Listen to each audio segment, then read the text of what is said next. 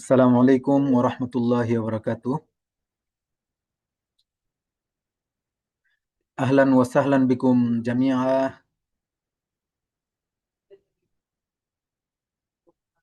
ফি দাওরাতি তাদরিবিল মুআল্লিমিন। আলহামদুলিল্লাহিল্লাযী শাররাফাল উলামাআ বিহামলিল আমানা ওয়া জাআলাত তা'লিমা সাবাবান লিহিদায়াতিল আজইয়াল ওয়া বিনাইল উমাম। ওয়াসসালাতু ওয়াসসালামু আলা সাইয়্যিদিনা মুহাম্মাদিনিল মুআল্লিমিল আউয়াল ওয়া আলা আলিহি ওয়া সাহবিহি আজমাইন। আম্মা বা'দ। فإن تأهيل المعلم هو أساس نجاح التعليم وصلاح المجتمع. قال معاوية بن الحكم: ما رأيت معلما قبله ولا بعده أحسن تعليما منه، فوالله ما كهرني ولا ضربني ولا شتمني. আলহামদুলিল্লাহ, আল্লাহ তাআলার মেহেরবানিতে আমরা প্রথম একটি ক্লাস কমপ্লিট করে আজকের দ্বিতীয় দ্বিতীয় টপিক একটি টপিক কমপ্লিট করে আজকের দ্বিতীয় টপিকে আমরা আসতে পেরেছি এবং আপনাদেরকে সাথে পেয়ে আমি আন্তরিক মোবারকবাদ জানাচ্ছি। আজকের এই ক্লাসে আমরা যে বিষয়গুলো জানবো এবং বোঝার চেষ্টা করব সিফাতে মুদাররিস। মূলত এই সিফাতে মুদাররিসের মধ্যে আমরা কি কি জানবো: শিক্ষক সংজ্ঞা, পরিচয় এবং মর্যাদা, শিক্ষক প্রশিক্ষণের গুরুত্ব, প্রয়োজনীয়তা, শিক্ষকের গুণাবলী ও করণীয়, একজন দক্ষ ও সফল শিক্ষক হওয়ার মূল মন্ত্র, একজন শিক্ষক ব্যর্থ হওয়ার কারণ ও লক্ষণ। সাথে আমরা জানবো শর্ট এবং স্মার্ট অ্যানালাইসিস, যেটা আমরা গত ক্লাসে বলার কথা ছিল, সংক্ষিপ্তভাবে বলা হয়েছিল, সেটাও আজকের এই ক্লাসে আমরা জেনে নিব। আচ্ছা, এর আগে আমি আপনাদেরকে গত ক্লাস বিষয়ক একটা নতুন আপডেট দিচ্ছি। তো গত ক্লাসে আমরা যা কিছু জেনেছিলাম তার মধ্যে একটা গুরুত্বপূর্ণ তথ্য আমার কাছে মনে হলো আপনাদেরকে আবার জানিয়ে দেওয়া দরকার, যেটা পরে বলবো বলেছিলাম কিন্তু পরে আর বলা হয়নি। এটা আমি আপনাদেরকে একটু বলে নিচ্ছি। এটা হলো যে কমিউনিকেশন বা যোগাযোগ দক্ষতা, এটার জন্য আসলে একদম সহজে করার জন্য আমরা কি করতে পারি। আমাদের দেখা যাবে যে প্রত্যেকটা ক্লাসেই দেখা যাবে এই কমিউনিকেশন দক্ষতা ইত্যাদি এগুলোর আলাপ আলোচনা আসবে, অর্থাৎ প্রয়োজন অনুভব করানোর জন্য। তো এটার জন্য আমরা যেটা করব, আমরা রেসপেক্টফুল হতে হবে, অর্থাৎ আমরা যার সাথে কথা বলবো তাকে সম্মান দিয়ে কথা বলবো এবং আমাদের সাথে যারা কথা বলতে আসবে তাদের কথাও সম্মানের সাথে শুনবো। এটা হলো একদম শর্ট সংক্ষিপ্ত তিনটা পয়েন্ট আমি আপনাদেরকে বলছি, যে তিনটা পয়েন্ট আমলে নিলে আমাদের কমিউনিকেশনের মধ্যে এবং যোগাযোগ দক্ষতায় অনেকটা এগিয়ে থাকা যাবে। এর মধ্যে একটা হলো সম্মান রাখা। আমি যার সাথে কথা বলবো তার প্রতি সম্মান রাখতে হবে, সম্মান রেখে কথা বলতে হবে, এবং আমার সাথে যে কথা বলবে তার কথাটাও সম্মানের সাথে শুনতে হবে। 2 নম্বর হলো টু দা পয়েন্টে যেতে হবে দ্রুত। অর্থাৎ আমরা যখন কারোর সাথে কথা বলি, আমাদের ছাত্ররা যখন আসে বা আমরা যখন কথা বলা শুরু করি, তখন দেখা যায় তার ব্যস্ততা সম্পর্কে আমরা চিন্তা না করে আমরা এমন ভাবে বলা শুরু করি, 2 মিনিটের কথাটা আমরা 20 মিনিটে নিয়ে যাই। আপনাদের সাথে হয়তো এমনটা হওয়ার কথা যে ছাত্ররা এসে এমনটা অনেক সময় করে ফেলে। তো দেখা যায় এর মধ্যে অনেক অযাচিত বা প্রয়োজনহীন অনেক কথা চলে আসে, অথচ যার সাথে কথা বলা হচ্ছে তার সময় কম থাকতে পারে। তো এজন্য আমরা যত দ্রুত সম্ভব আলোচনা করার সাথে সাথেই, যদি যার সাথে আলোচনা করছি ওনার যদি সময় থাকে লম্বা আলোচনা করা যেতে পারে, কোনো অসুবিধা নেই। এছাড়া মূল পয়েন্ট যেটা আছে আমরা মূল পয়েন্ট ধরে আলোচনা করে শেষ করব যার সাথে আমরা কথা বলবো। 3 নাম্বার হলো পজিটিভ ভাষায় কথা বলা।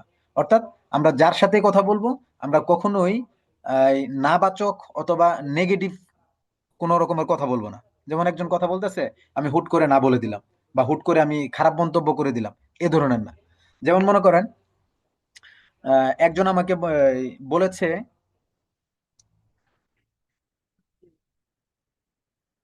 একজন আমাকে বলেছে যে আমরা তো রান্নাঘরের মালিক, আমরা তো রান্নাঘরের মালিক। অর্থাৎ মহিলারা হলেন শুধুমাত্র রান্নার জন্যই বুঝি তাদেরকে বানানো হয়েছে, তাদের এটা একটা ধ্যান ধারণা। তো এটা বলার পরে আমি তাকে সহমর্মিতা প্রদর্শন করলাম। সহমর্মিতা প্রদর্শন করার পরে সাথে বললাম যে দেখেন, আপনি রান্নাঘরের মালিক বিধায় আজকের পৃথিবী এত সুন্দর। আপনাকে রান্নাঘরের মালিক বানিয়েছে বিধায় 10 মাস 10 দিন গর্ভে ধারণের জন্য আল্লাহ তাআলা আপনাকে নির্বাচন করেছেন। অলি আল্লাহ বুজুর্গ বানানোর জন্য আপনাকে তার বিয়েতের দায়িত্ব দিয়েছেন, সন্তান লালন পালনের জিম্মাদারিটাও আপনাকে দিয়েছেন, উম্মা প্রজন্মকে পরিবর্তনের জিম্মাদারিটাও আপনাকে দিয়েছেন, শুধুমাত্র আপনি রান্নাঘরের মালিক বিধায়। অথচ আমি কিন্তু এটা আরো আরো লম্বা এই আলাপ আলোচনা করেছিলাম। এর মধ্যে আরেকটা বলেছিলাম যে যদি আপনি রান্নাঘরের মালিক নাই হইতেন, তাহলে ইন্নাল্লাযীনা কাফারু সাওয়াউন আলাইহিম আ আনযারতাহুম আম লাম তুনযিরহুম লা ইউমিনুন, এই আয়াত অবতীর্ণ হতো না। এটা একটা আলোচনার প্রেক্ষাপটে বলেছিলাম, যদিও সেখানে শানে নুজুল ভিন্ন। এখানে আমার বোঝানোর উদ্দেশ্য ছিল যে প্রতিটি নারীর হাতে আল্লাহ তাআলা বারাকা দান করেছেন, এবং উত্তম নারীর উদর থেকে উত্তম কিছুই আসবে, লালন পালনের ক্ষেত্রেও তেমনই হবে। তো সেই দৃষ্টিকোণ থেকে এই আলোচনাগুলো তাকে আমি বলেছিলাম, ফলে কি হয়েছে যে তার ভিতরের যে একটা আক্ষেপ সারা জীবনের ছিল, ওটা চেঞ্জ হয়ে গেছে। অথচ আমি কিন্তু চাইলে বলতে পারতাম যে আসলেই তো আপনাদের এটা ছাড়া আর কোনো গতি নেই, আল্লাহ বানাইছে আপনাদেরকে এটার জন্য। সুতরাং আমি বুঝাতে চাইলাম, যখনই কারোর সাথে আমরা কথা বলবো, প্রশ্ন করব বা প্রশ্নোত্তর দিব, তখন আমরা প্রথমে চিন্তা করব যে সেই ব্যক্তির পজিটিভ দিকটা কি। অনেক সময় মানুষের কথা আমাদের কাছে ভুল মনে হতে পারে, মানুষের কথা আমাদের কাছে ভুল মনে হতে পারে। সেক্ষেত্রে ভুল বোঝার আগে আমাদের চিন্তা করতে হবে যে এখানে আসলে পজিটিভ দিকটা কি, আমাকে কি আসলে এটা বোঝাতে চাচ্ছে নাকি অন্য কোনো কিছু। এটাকে চিন্তা করে পজিটিভে নিয়ে আসা, এই তিনটা পয়েন্টে যদি আমরা থাকতে পারি, তাহলে আমি আশা করছি যে কোনো জায়গাতে আপনি যান বা আমি যাই, সেখানে আমার আপনার নেতৃত্বই প্রাধান্য পাবে ইনশাআল্লাহ। অল্প পরিসরে এটা কমিউনিকেশনের একটা গুরুত্বপূর্ণ পয়েন্ট ছিল, তিনটা পয়েন্ট: যে অন্যের প্রতি সম্মান রেখে কথা বলা এবং শোনা, দ্রুত মূল পয়েন্টে চলে যাওয়া, এবং পজিটিভ ভাষায় নেতিবাচক ভাবে কথা বলার চেষ্টা করা। সরি, নেতিবাচক না, ইতিবাচক, সম্ভবত, হ্যাঁ ইতিবাচক, ইতিবাচক কথা বলা। আচ্ছা,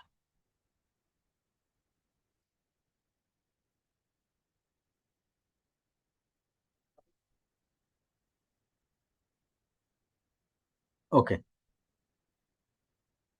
এরপরে হলো আমরা চলে যাব হলো আজকের স্লাইডে। আজকের স্লাইডে যে শিক্ষক আসলে কে, শিক্ষকের পরিচয়, মর্যাদা। আমরা যেহেতু এখানে শিক্ষক, প্রত্যেকেই শিক্ষকের মর্যাদা জানি, শিক্ষকের পরিচয় জানি, শিক্ষকের কাজ কি, সব কিছুই জানি। এরপরেও আপনাদের সাথে জাস্ট আমরা একটু মুজাকারা করব, আমি আপনি মিলে একটু মুজাকারা করব, আর কিছু না।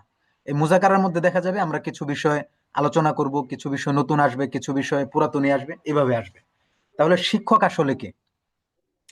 শিক্ষকের পরিচয়ের ক্ষেত্রে যদি আমি শুধুমাত্র আপনাকে এই খুতবার একটু অনুবাদ বলি, যে শাররাফাল উলামা আবি হামলিল আমানা, একটি বড় আমানত বহন করার কারণে আল্লাহ তাআলা উলামাদেরকে সম্মান দিয়েছেন। একটি বড় আমানত বহন করার মাধ্যমে, আমানত প্রদান করার মাধ্যমে সম্মান দিয়েছেন।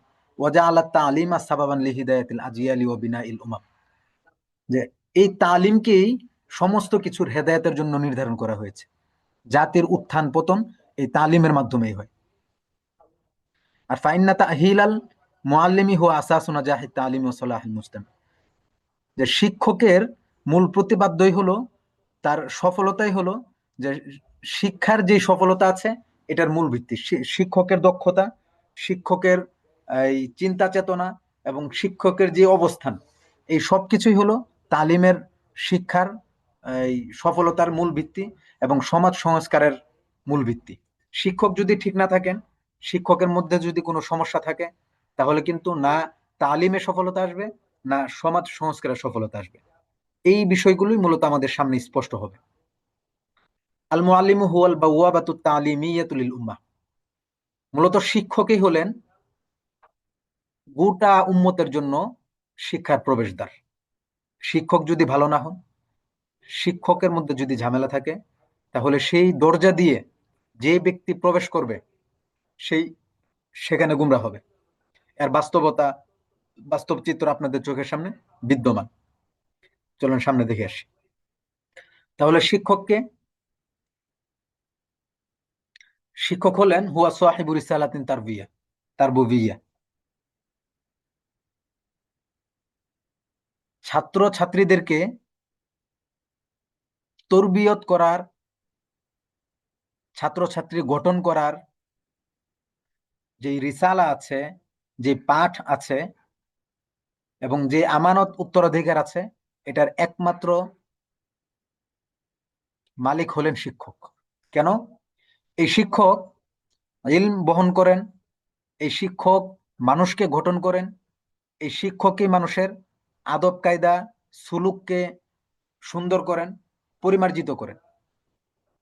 এবং শিক্ষক শুধুমাত্র আপনার যে লাইসা নাকিলান লিল মালুমাতি ফাহাজ, যে শিক্ষক শুধুমাত্র যে আপনার এই জ্ঞান বিতরণের মধ্যেই সীমাবদ্ধ হয়ে যান, বিষয়টা এরকম না। বরং শিক্ষক প্রতিটা মানুষের চিন্তা চেতনাকে পরিবর্তন করেন। শিক্ষক প্রতিটা মানুষের এই অন্তরকে পরিবর্তন করার চেষ্টা করেন, এবং এমন ভাবে ছাত্রছাত্রীদেরকে, সমাজকে পরিবর্তনের চেষ্টা করেন যাতে করে শিক্ষার্থীদের মধ্যে ফাহাম তৈরি হয়, তাদের মধ্যে তাময়িজ আসে, পার্থক্য নির্ধারণ করার যোগ্যতা তৈরি হয়, বোধ শক্তি বৃদ্ধি পায়, এবং তাদের জীবনের যেন উন্নতি ঘটে। লিয়াসনা মিনহুম ইফরাদান নাফিআইনা আফরাদান নাফিআইনা লিদীনিহিম ওয়া মুজতামাইহিম ওয়া আনফুসিহিম। যে শিক্ষক ছাত্রদেরকে এমন ভাবে গঠন করবেন, ছাত্রদেরকে এমন ভাবে উপকারী করে তুলবেন, যেভাবে তারা তাদের দিনের জন্য উপকারী হবে, তাদের সমাজের জন্য উপকারী হবে, এবং তাদের নিজেদের জন্য উপকারী হবে। আমরা আমাদের ছাত্রদেরকে যেভাবে গঠন করি, তারা কি আসলেই তাদের নিজের জন্য উপকারী, বা সমাজের জন্য উপকারী, বা দিনের জন্য উপকারী? এটা আমাদের চিন্তা করতে হবে। তাহলে আমরা কি বুঝলাম? শিক্ষক কোন ব্যক্তি? শিক্ষক এমন ব্যক্তি যে ব্যক্তি একজন ব্যক্তি গঠন, একটা সমাজ গঠন, একটা রাষ্ট্র সংস্কারের কাজ করে থাকেন। যে ব্যক্তি রাসূলুল্লাহ সাল্লাল্লাহু আলাইহি ওয়াসাল্লাম থেকে উত্তরাধিকার সূত্রে পাওয়া আমানতকে অন্যের কাছ পর্যন্ত পৌঁছে দেন, এবং ছাত্রদেরকে এমন ভাবে গড়ে তোলেন, যেভাবে গড়ে তুললে তার মধ্যে দূরদর্শিতা, বিচক্ষণতা তৈরি হবে, বুঝ তৈরি হবে, পার্থক্য নির্ধারণ তৈরি হবে। এবং এমন ভাবে তৈরি করবেন, যেভাবে তৈরি করলে সেই ছাত্র তার দিনের জন্য উপকারী হবে, তার সমাজের জন্য উপকারী হবে, এবং তার নিজের জন্য উপকারী হবে।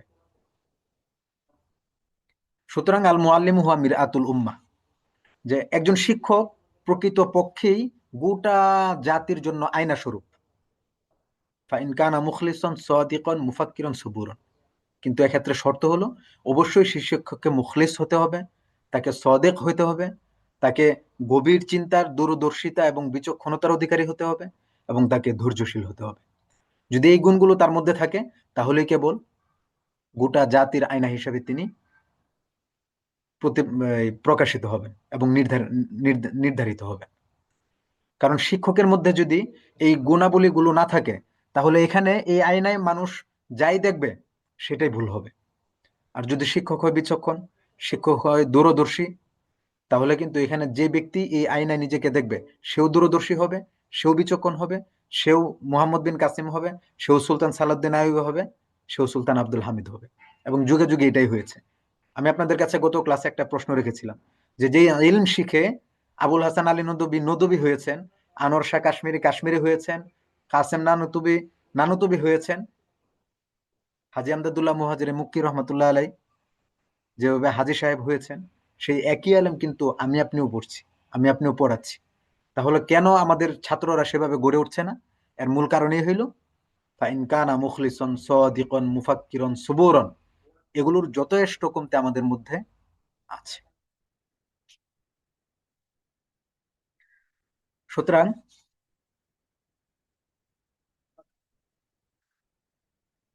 তাহলে শিক্ষকের যে সংজ্ঞা আমরা দিলাম, শিক্ষক হলেন একজন শিক্ষাবিদ, যিনি একটি বড় দায়িত্বশীল এবং শিক্ষামূলক সংবাদের অধিকারী।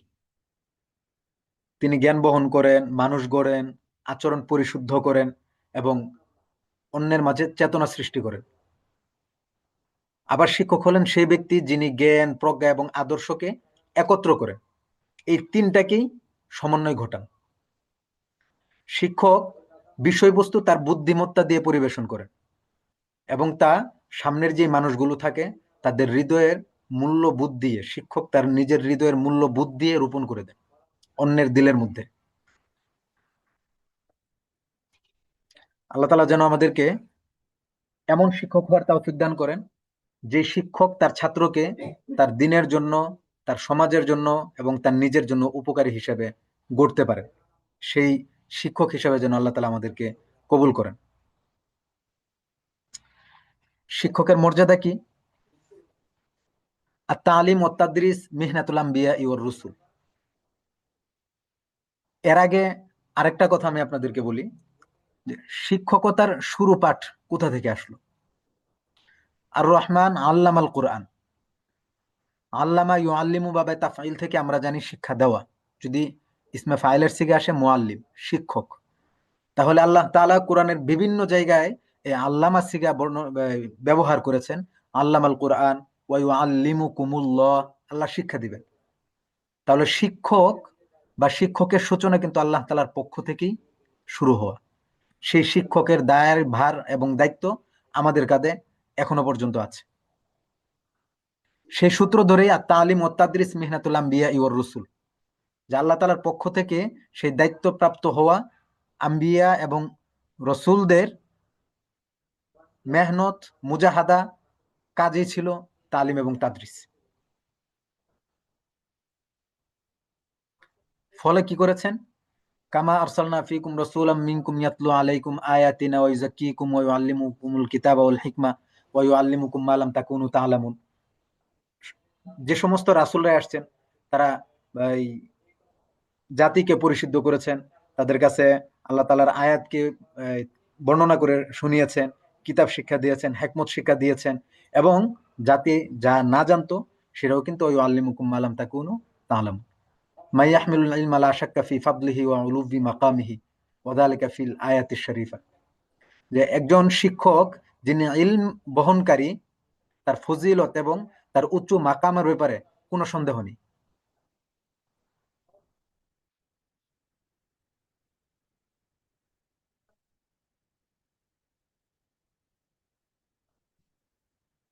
রাসূলুল্লাহ সাল্লাল্লাহু আলাইহি ওয়াসাল্লাম প্রথম শিক্ষক এবং সর্বোত্তম শিক্ষক। যে শিক্ষকের ব্যাপারে বলা হয়ে থাকে,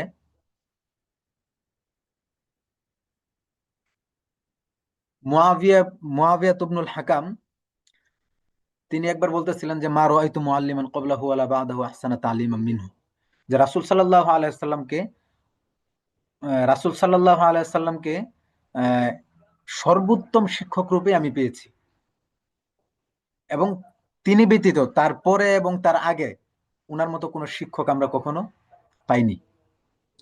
তাহলে আমরা তো রাসূল নবীদের ব্যাপারে বলা হয়ে থাকে যে কোন নবী কোনো ধন সম্পদ রেখে যান না। রাসূল সাল্লাল্লাহু আলাইহি ওয়াসাল্লামরা নবীরা রেখে যান হলো ইলম। বিষয়টা তো এরকমই আশা করছি। রাসূল সাল্লাল্লাহু আলাইহি ওয়াসাল্লাম যদি ইলমের অধিকারী আমাদেরকে বানিয়ে দিয়ে যান, তাহলে উত্তরাধিকার সূত্রে কেমন হওয়া উচিত আমাদের? ইন্নাল উলামা ওয়ারাসাতুল আম্বিয়া। উলামাদেরকে বলা হচ্ছে যে তারা হলো নবীগণের ওয়ারিশ। তাহলে ওয়ারিশ কে হয়? কোটিপতির ছেলে উত্তরাধিকার সূত্রে কোটিপতি হয়, গরিবের ছেলে উত্তরাধিকার সূত্রে গরিব হয়। আপনারা তো এক্ষেত্রে একমত হবেন আশা করছি, জানাবেন, মেসেজে আপনারা জানাতে পারেন।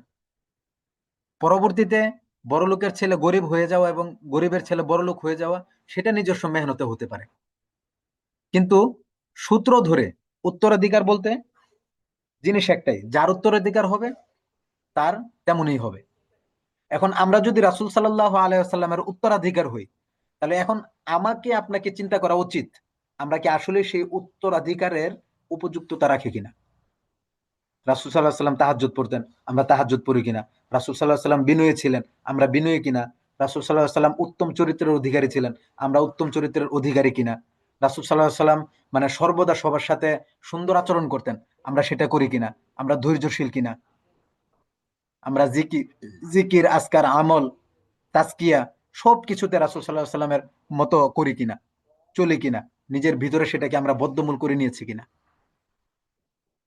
যদি এই প্রশ্নের উত্তর আমাদের মধ্যে এটা হয়, এবং চিন্তা করে খোঁজ খবর নিয়ে, এবং আমরা যদি এটাকে যদি ক্যালকুলেশন করে বের করি, এবং উত্তর যদি হয় যে এরকম না, আমরা রাসূল সাল্লাল্লাহু আলাইহি ওয়াসাল্লামের মতো এখনো হতে পারি না, অর্থাৎ রাসূল সাল্লাল্লাহু আলাইহি ওয়াসাল্লাম এই তাহাজ্জুদ পড়তেন, আমরা কখনো তাহাজ্জুদের সময় উঠতে পারি না, কখনো কখনো ফজরও কাজা হয়ে যায়।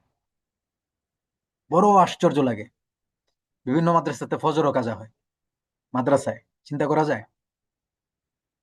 তাহলে একজন ওলামায়ে কেরাম, তার প্রথমেই উচিত ওয়ারিশ হিসেবে রাসূল সাল্লাল্লাহু আলাইহি সাল্লামের মতোই হওয়া। তিনি যেভাবে আমল করেছেন, তিনার জীবনযাপন যেমন ছিলেন, ঠিক তেমনই হওয়া। আল্লাহ তাআলা আমাদেরকে কবুল করুন। রাসূল সাল্লাল্লাহু আলাইহি সাল্লামের একটা হাদিস আছে, লিকুল্লি শাইইন যাকাতুন ওয়া যাকাতুল ইলমি আইয়ুআল্লিমাহু আহলাহু, যে ইলমের গুরুত্ব এবং ইলম বহনকারী ব্যক্তির মর্যাদা কিরকম, যে পৃথিবীতে প্রত্যেকটা জিনিসেরই জাকাত হয়, আর ইলমের জাকাত হলো সেটা তার আহালের কাছে পৌঁছে দেয়া, অন্যের কাছে পৌঁছে দেয়া, বাল্লিগু আন্নি ওয়ালাউ আয়া। আল্লাহ তাআলা আমাদের জন্য সহজ করুন।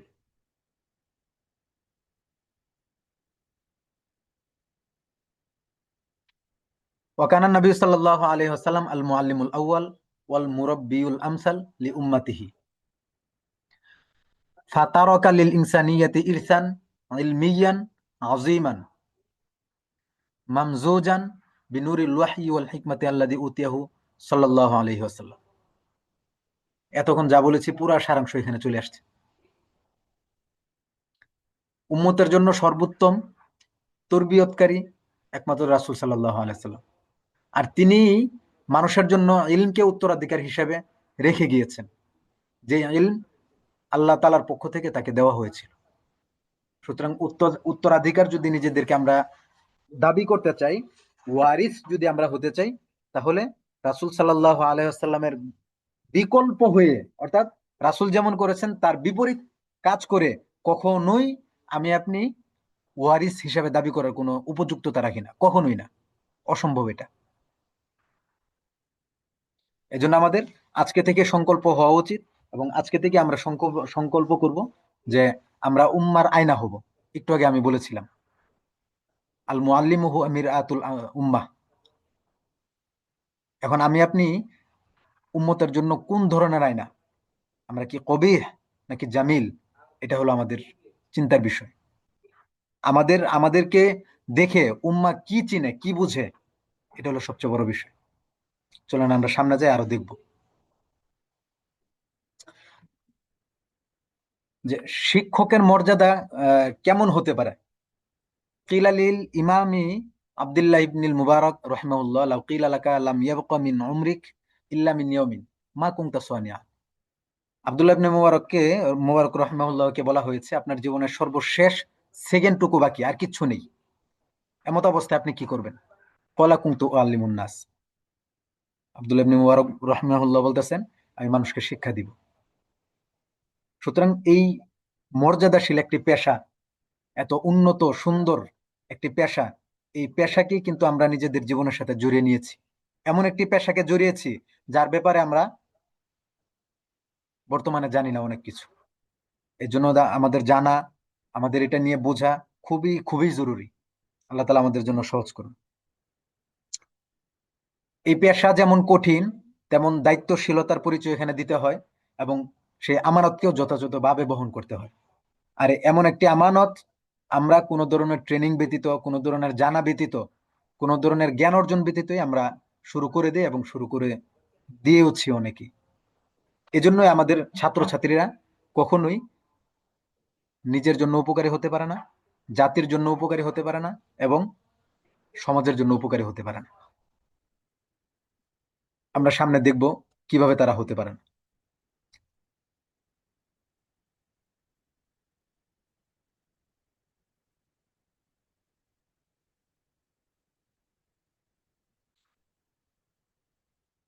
আপনি যদি প্রতিনিয়ত নিজেকে শানিত না করেন, সময় আপনাকে মরীচিকার মতো খেয়ে ফেলবে। আপনি যদি প্রতিদিন প্রতি সেকেন্ডে নিজেকে উন্নত না করেন, নিজের দক্ষতাকে ধার না দেন, তাহলে আপনাকে সময় এমন ভাবে খেয়ে ফেলবে, যেমন মরুভূমিতে গেলে, বালুকাময় মরুভূমিতে একদম আস্তে আস্তে ধীরে ধীরে খেয়ে ফেলে মরীচিকার মতো। এখন আপনার আমার চিন্তা করার বিষয়, যে আসলে আমরা আজকে পর্যন্ত কখনো আমাদের নিজেদেরকে উন্নত করার জন্য, দক্ষ করার জন্য আমি কি কি কাজ করেছি নোট করতে পারি। আমি কি আদৌ চিন্তা করেছি যে আমি যেভাবে গত বছর পাঠদান করেছি এই বছরও কি আমি সেম ভাবে পাঠদান করছি? আপনার আমার চিন্তা করা উচিত যে গত বছর আমার যে ছাত্রগুলো বের হয়েছে তারা তাদের আদব কায়দা আমার কাছ থেকে কিরকম নিতে পেরেছে, সেই একই রকম আদব কায়দা কি আমি এই বছরও দিব? এটা আমাদের চিন্তা করা উচিত। চিন্তা করে করে আমাদের সামনে আগানো উচিত। সুতরাং আপনি যদি প্রতিনিয়ত নিজেকে শানিত না করেন, সময় আপনাকে মরীচিকার মতো খেয়ে ফেলবে। তাহলে এই শিক্ষক প্রশিক্ষণ যেটার মধ্যে আমরা আসছি, আমরা আমাদের নিজেদেরকে চেনার জন্য, জানার জন্য, এটা আসলে আমাদের কেন জরুরি?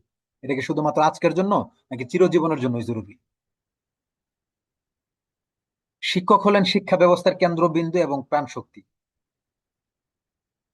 হুয়াল মিহওয়ারুল আসাসিয়্যু লিল আমালিয়াতি তালিমিয়্যাহ ফায়ানবাগী লাহু আন ইয়াকুনা মাহিরান ওয়া ফাআলান ফিহা। শিক্ষক হলেন শিক্ষা ব্যবস্থার কেন্দ্রবিন্দু এবং প্রাণ শক্তি। সুতরাং তার মধ্যে থাকতে হবে দক্ষতা, সৃজনশীলতা, দায়িত্ববোধ এবং কার্যকর উপস্থিতি। আমি আপনি খাতা কলম নিয়ে যদি বসি তাহলে নোট করলে দেখা যাবে এখান থেকে কয়টা জিনিস আমাদের মধ্যে আছে। সৃজনশীলতা কি জিনিস, দক্ষতা কি জিনিস, দায়িত্ববোধ এবং কার্যকর উপস্থিতি কি জিনিস, পুরো ক্লাস শেষ করলে আমাদের আরো বেশি সহজে বুঝে আসবে। সুতরাং এটা আমার আপনাকে মানতেই হবে যে আমাদের প্রতিটি শিক্ষকের মধ্যে দক্ষতা, সৃজনশীলতা, দায়িত্ববোধ এবং কার্যকর উপস্থিতি 100% থাকতে হবে। যদি বিন্দু পরিমাণ কোনোটাতে কমতে থাকে, আমার আপনার মাধ্যমে সঠিক ছাত্র গঠন হওয়া কখনো সম্ভব না। শুধুমাত্র কিতাবের এবারত তর্জমা পড়েই তাদেরকে বিদায় দেওয়া ছাড়া বিকল্প আর কোনো সুযোগ সুবিধা আমাদের কাছে আর থাকবে না। প্রশিক্ষণ হলো নিজের ভেতরের অক্ষমতাগুলোকে চিহ্নিত করা, তাকে শক্তিতে রূপান্তর করার ল্যাবরেটরি। আপনি যখনই যে কোনো প্রশিক্ষণে অংশগ্রহণ করেন না কেন, সেখান থেকে আপনার নিজের দুর্বলতাগুলোকে চিহ্নিত করতে হবে, এবং এই প্রশিক্ষণই হলো সেই দুর্বলতাগুলোকে চিহ্নিত করে শক্তিতে রূপান্তর করার সবচেয়ে বড় ল্যাবরেটরি। এছাড়া আর আর কিছু পাবেন না। বই পড়ে পাবেন এবং প্রশিক্ষণ থেকে বাস্তবতা পাবেন। এজন্য প্রশিক্ষণে অংশগ্রহণ করা আমাদের জন্য খুবই খুবই জরুরি। দক্ষতা অর্জনে এগিয়ে থাকা, আমাদের শুরুটা কিন্তু এখান থেকেই, যে আমি কে, আমি কোথায় যাচ্ছি। আজকের দুনিয়ায় আমাদের টিকে থাকতে হলে শুধু ভালো হওয়াই যথেষ্ট নয়, বরং সবার চেয়ে ভিন্ন, দক্ষ হতে হয়। আর প্রশিক্ষণ হলো সেই পথ যেটা একজন সাধারণ শিক্ষককে অসাধারণ শিক্ষকে নেতৃত্বে এবং প্রভাবক বানিয়ে তোলে। যদি আমরা এইভাবে নিজেদেরকে প্রশিক্ষণে অংশগ্রহণ করে দক্ষ না বানিয়ে তুলি, তাহলে আমরা হারিয়ে যাব অনেক দূর। প্রশিক্ষণ কেন জরুরি? এই যুগ প্রতিযোগিতার যুগ। যার কাছে আপডেট কোনো স্কিল নেই, যার কাছে এই সামনের যেটা প্রতিনিয়ত পরিবর্তন হচ্ছে, পরিবর্তিত যেই দক্ষতা নেই, সে কিন্তু পিছিয়ে পড়েছে। শিক্ষক শব্দটি আজ শুধুমাত্র বোর্ডে লিখিয়ে পড়ানো হয়। আর এটা শুধুমাত্র বোর্ডে লিখিয়ে যে আমরা পড়িয়ে শেষ করে ফেলবো, এটা কিন্তু না। বরং একজন শিক্ষক হলেন একজন ক্লাস লিডার, একজন মোটিভেটর, গাইড এবং আইডল। যে শিক্ষক যেমন ছাত্রদেরকে নেতৃত্ব দেন, তেমন শিক্ষক ছাত্রদের মাঝে আগ্রহ সৃষ্টি করেন, তাদেরকে এই বিভিন্ন তারগিব করেন এবং তাদেরকে পথ প্রদর্শন করেন, এবং এই শিক্ষককেই কিন্তু এক সময় ছাত্ররা মানে এবং অনুসরণ করে। শিক্ষক প্রশিক্ষণ আমাদের শেখায় নতুন কৌশল, প্রযুক্তির ব্যবহার, মনস্তত্ত্ব এবং আত্মনিয়ন্ত্রণ। যে প্রশিক্ষণে অংশগ্রহণ করার ফলে আমরা নতুন নতুন কৌশল জানতে পারবো, আমরা বিভিন্ন প্রযুক্তির ব্যবহার জানতে পারবো, আমাদের যা পড়াচ্ছি এবং পড়ছি এটার মধ্যে আরো নতুনত্ব আনার সিস্টেম পদ্ধতি আমরা জানতে পারবো, তরিকা আমরা জানতে পারবো, বিভিন্ন আসালিব এখান থেকে আমরা নিতে পারবো।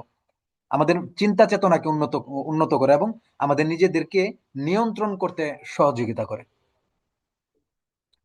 সুতরাং প্রশিক্ষণ মানে হলো নিজের ভুলগুলো বুঝে নেওয়া, উন্নতির পথে বাধাগুলো শনাক্ত করা, নতুন যুগের চাহিদা অনুযায়ী নিজেকে ঢেলে সাজানো, নেতৃত্ব, আত্মবিশ্বাস ও প্রজ্ঞা অর্জনের যুদ্ধ শুরু করা।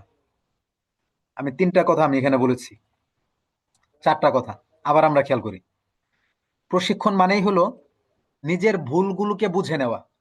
কারণ আমি আপনি ভুলগুলো বোঝার জন্য তৈরি হয়েছে কিনা বা শুরু করেছে কিনা একটু আমাকে জানাতে পারেন। আমাকে একটু জানাতে পারেন।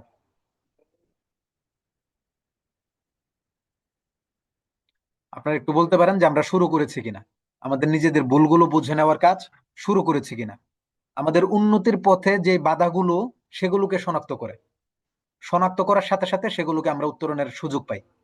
সাথে সাথে নতুন যুগের যে চাহিদা, সেই চাহিদা অনুযায়ী নিজেদেরকে ঢেলে সাজানোর সুযোগ পাই। বর্তমান হলো এআই এর যুগ, অনলাইনের যুগ, ডিজিটাল যুগ। আমরা যদি প্রশিক্ষণে অংশগ্রহণ না করি, তাহলে কিন্তু আমরা এই সমস্ত বিষয় সম্পর্কে কখনোই জানতে পারবো না।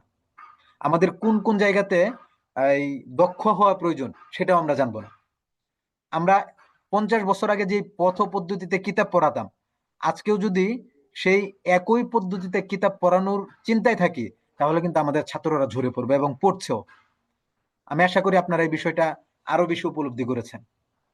নেতৃত্ব, আত্মবিশ্বাস ও প্রজ্ঞা অর্জনের যুদ্ধ শুরু করা, এই প্রশিক্ষণে অংশগ্রহণের সর্বশেষ কাজ হইল আপনার নেতৃত্ব, আপনার নিজের ভিতরে আত্মবিশ্বাস এবং আপনার ভিতরে অগাধ জ্ঞান অর্জনের একটা যুদ্ধ আপনি এখান থেকে শুরু করে দেওয়া। এখন এই কোর্স শেষে বা এই ক্লাসগুলো শেষে আপনার নিজেকে নিয়ে বিবেচনায় বসতে হবে যে এই যুদ্ধটা আপনি শুরু করতে পেরেছি কিনা। যদি এই যুদ্ধটা আমরা শুরু করতে না পারি, তাহলে আসলে প্রশিক্ষণে অংশগ্রহণ করে শুধুমাত্র আমরা সময়ই লস করলাম। তাহলে আমাকে আজকে আপনারা বলবেন যে আমরা এই 4টা কাজ আমরা শুরু করতে প্রস্তুত আছি কিনা। আমরা এই 4টা কাজ শুরু করতে প্রস্তুত আছি কিনা।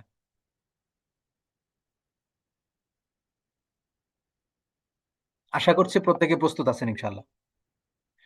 এগিয়ে থাকার চ্যালেঞ্জ কি? এগিয়ে থাকার চ্যালেঞ্জ কি? এগিয়ে থাকার চ্যালেঞ্জ হলো প্রশিক্ষণহীন শিক্ষক যেখানে আপনার পুরনো সিস্টেমে, পুরনো তরিকায় ক্লাস নিচ্ছে, সেখানে কিন্তু একজন প্রশিক্ষণপ্রাপ্ত শিক্ষক নতুন পদ্ধতিতে, আধুনিক পদ্ধতিতে শিক্ষার্থীদের মন জয় করা শুরু করে দিয়েছে। আপনারা দেখবেন, আমি বিশ্বাস করি যে এই ক্লাস শেষে আপনি আমি ছাত্রদেরকে যেভাবে পড়ানোর পদ্ধতি শুরু করব, আমার বিশ্বাস অন্য 10টা শিক্ষক আপনাকে দেখে হিংসা করা শুরু করবে। সেটার জন্য আপনি প্রস্তুত থাকেন যে আপনার শত্রু হবে। আপনার পিছনে মানুষ আঙ্গুল দেওয়া শুরু করবে যে সে কিভাবে নিজে কিভাবে ডেভেলপ করা শুরু করলো, কিভাবে সে মানুষের সাথে মিশা শুরু করে দিল।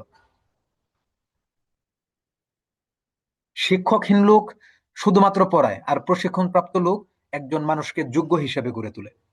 প্রতিদিন যারা কিছু না কিছু শিখে নিজেকে এগিয়ে রাখে, তারা আগামী দিনের নেতৃত্ব দিবে। এ ব্যাপারে আশা করছে কারো কোনো সন্দেহ নেই।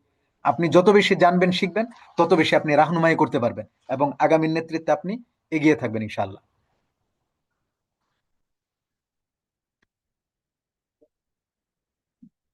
সুতরাং আমার আপনার কাজ কি? আমার আপনার কাজ হলো, এখন সময় হলো চ্যালেঞ্জ গ্রহণের। আমরা নিজেদেরকে বদলানোর চ্যালেঞ্জ গ্রহণ করব, আমরা নিজেদেরকে পরিবর্তনের চ্যালেঞ্জ গ্রহণ করব। এজন্য কি করতে হবে? আমরা আমার নিজেদেরকে প্রশ্ন করব যে আমি কি প্রতিদিন এক বিন্দু পরিমাণও কি এগোচ্ছি? সুযোগ পেলেই কি আমরা কোনো প্রশিক্ষণে অংশগ্রহণ করছি? আমাদের প্রশ্ন করতে হবে যে আমরা শিখছি কিনা। আমাদের প্রশ্ন করতে হবে, আমাদের শিখতে হবে এবং তা বাস্তবে সেটা প্রয়োগও করতে হবে। যদি মাত্র আমরা জানলাম, বুঝলাম, এটুকুতেই সীমাবদ্ধ রেখে দিলাম, প্রয়োগে যাচ্ছি না, তাহলে কিন্তু আসলে আমরা সে পিছনে থেকে যাব। শিখার সাথে সাথে, বোঝার সাথে সাথে সেটা আমরা প্রয়োগ করা শুরু করব। এবং এটা এখন থেকে। আমি বলেছিলাম কমিউনিকেশন স্কিলের ব্যাপারে, আপনারা এখন থেকে সেটা প্রয়োগ শুরু করে দেন।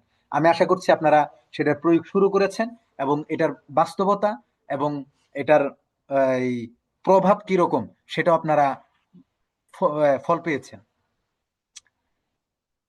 যারা আপনাকে উপহাস করে, তারা একদিন আপনার প্রশিক্ষণ সেশনেই সামনে বসে শিখবে। এটা সবচেয়ে বড় চ্যালেঞ্জ। আজকে আপনাকে নিয়ে যে উপহাস করতেছে যে শিক্ষক প্রশিক্ষণ কি করতে হয়, দরকার আছে শিক্ষক প্রশিক্ষণ করার, কি শিখবে আমি দেখে আসবো, ওই মানুষটা একদিন দেখবেন আপনার কাছে এসে বলবে, ভাই তুমি কিভাবে শিখে এত দূরে গিয়েছো আমাকেও বলো। আর শুধু শুধু আপনি নিজের প্রতি আত্মবিশ্বাস রাখতে হবে। এটার জন্য আত্মবিশ্বাস রেখে মেহনত করে আমাদের সামনে এগোতে হবে। এজন্য আমাদের একটা মূল্যায়ন শীট আমরা তৈরি করব।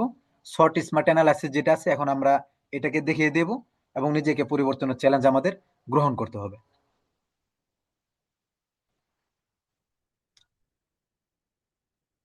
সুতরাং ব্যক্তিগত দক্ষতার যে প্রতিযোগিতা, এটা কিন্তু আসলে খুব একটা সহজ কাজ না, এটা কঠিন কাজ। কঠিন কাজটাকে আপনাকে সহজ করে সামনে এগোতে হবে। প্রশিক্ষণ নেওয়া মানে নিজেকে শ্রেষ্ঠত্বের পথে ধাবিত করা, এবং প্রতিদিন শিখুন, প্রতিদিন এগিয়ে যান। কারণ সবচেয়ে বড় প্রতিযোগী আপনি নিজেই, নিজের কাছে নিজে প্রতিযোগী। যদি সেই প্রতিযোগী নিজের কাছে নিজে আমরা হতে না পারি, তাহলে আসলে সামনে আগাতে পারবো না। আপনি যখন দেখবেন আপনার ভাষা শৈলীতে কিছুটা সমস্যা আছে, অন্যজন ভাষা শৈলীতে এগিয়ে আছে, তখন কিন্তু আপনার স্বাভাবিকভাবে এগিয়ে থাকাটা উচিত হবে। স্মার্ট এবং শর্ট কি জিনিস আমরা একটু দেখি। শর্ট অ্যানালাইসিস অর্থাৎ আপনি নিজেকে বিশ্লেষণ করবেন। এই বিশ্লেষণটা শর্ট এবং স্মার্টটা যদি আমি আপনাদেরকে বোঝাতে পারি, আপনাদের যে কোনো সিদ্ধান্ত নিতে সহজ হয়ে যাবে।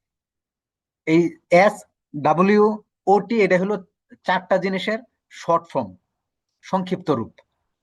এসতে হলো স্ট্রেংথ, শক্তিমত্তা। আপনার শক্তি কি? আপনি যে চলতেছেন, আপনি যে মানুষের সামনে দাঁড়িয়ে কথা বলতেছেন, আপনি যে নিজের সাহসিকতা প্রদর্শন করতেছেন, আপনি একজন ভালো শিক্ষক। সেই ভালো শিক্ষক হওয়ার পিছনে আপনার শক্তিগুলা কি কি? আপনার কি শেখার আগ্রহ এবং আত্ম উন্নয়নের মানসিকতা আছে কিনা? যোগাযোগ এবং ভাষা দক্ষতা আছে কিনা? দায়িত্ববোধ এবং কাজের প্রতি আপনার নিষ্ঠা আছে কিনা? নৈতিকতা এবং মূল্যবোধে আপনি দৃঢ় আছেন কিনা? ডাব্লিউতে হলো উইকনেস, দুর্বলতা, যে আপনার দুর্বলতাগুলো কি কি। আপনি একটা কাজ করতেছেন, এই কাজ সামনে এগিয়ে নিতে না পারার পিছনে আপনার সমস্যা কি? আপনি কি সময় ব্যবস্থাপনায়, টাইম ম্যানেজমেন্টের মাঝে আপনার কোনো ঘাটতি আছে? আপনি কি মানে আত্মসমালোচনা, নিজের আত্মসমালোচনা কখনো করেন না এরকম? আপনি যে কোনো সিদ্ধান্ত নিতে দেরি করেন? একসাথে অনেক কাজ নিতে চাওয়া, আপনার এই এই নাহভিমিরও পড়াতে হবে, আপনার ফিকাও পড়াতে হবে, আপনার বালাগাতও পড়াতে হবে, আপনার ছাত্রদেরকেও লিড করতে হবে, আপনার কি মুরব্বী হতে হবে, সব কাজ কি আপনি একা করতে চান, নাকি নিজেকে একটা নির্দিষ্ট লক্ষ্যে পৌঁছাতে চান? আজকে আমাদের কমি ওলামায়ে কেরামের নিজস্ব কোনো লক্ষ্য থাকে না। এজন্য এই দুর্বলতাগুলো বের করে আমরা নিজের লক্ষ্য স্থির করতে পারবো। যে পৃথিবীতে যারাই সফল হয়েছে, তারা একটা লক্ষ্যকে বেছে নিয়ে সফল হয়েছে। হয়তো আপনি মানে এই ফকি হবেন, অথবা আপনি মুফাসসির হবেন, অথবা আপনি মুহাদ্দিস হবেন, অথবা আপনি বালাগাত শাস্ত্রের সবচেয়ে বড় পণ্ডিত হবেন, অথবা আপনি নাহবিদ হবেন, অথবা সরফিবিদ হবেন। কোন একটা কিছু হবেন যেটা সবাই জানবে যে আপনার এই স্কিলটা আপনার কাছে আছে, এটার ব্যাপারে আপনি সবচেয়ে বেশি দক্ষ, অন্য সবকিছু সম্পর্কে জানেন, কিন্তু এই বিষয়ে আপনি সবচেয়ে বড় দক্ষ। আপনি আরবি ভাষাবিদ হবেন না কি হবেন, এটা আপনার নিজেকে সিদ্ধান্ত নিতে হবে, এবং আপনি সেটা দিয়ে নিজেকে প্রকাশ করা শুরু করেন। আপনি যদি একজন আরবির প্রতি আপনার দক্ষতা থাকে, আপনার এটা দুর্বলতাগুলো খুঁজে বের করে, আপনার যে শক্তিটা আছে এটাকে খুঁজে বের করে আপনি এটার বাস্তবায়ন শুরু করে দেন। সবাই জানুক আপনি আপনি আরবি ভাষায় দক্ষ, আপনি আরবি ভালো শেখাতে পারেন। আপনি তাফসির নিয়ে ভালো জ্ঞান আছে, আপনি সেটা প্রচার শুরু করুন যে আপনি তাফসিরে ভালো। সারা দুনিয়া আপনার কাছ থেকে শুধু তাফসিরই শিখবে, সমস্যা নেই, অন্য সবগুলো বোনাস। এভাবে একটা জিনিসকে নিজেদের ভিতরে আঁকড়ে ধরে সামনে এগোতে পারলে সারা পৃথিবী, প্রতিটা মানুষ থেকে উপকৃত হওয়ার সুযোগ আছে। অপরচুনিটি, ওতে হলো অপরচুনিটি, সুযোগ। অর্থাৎ আপনি একটা কাজের সিদ্ধান্ত নিয়েছেন, সেই কাজটা করার জন্য আপনার কাছে আওয়াজ কি সবাই পাচ্ছেন? আমাদের আবু রায়হান ভাই বলছে আওয়াজ আসতেছে না, বাকি সবাই পাচ্ছেন আওয়াজ?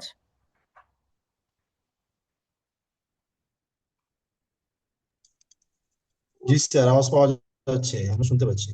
জি। তাহলে অপরচুনিটি, আপনি নতুন একটা ব্যবসা শুরু করবেন, নতুন একটা প্রতিষ্ঠান শুরু করবেন, সেই শুরু করার পিছনে আপনার কি কি সুযোগ আছে?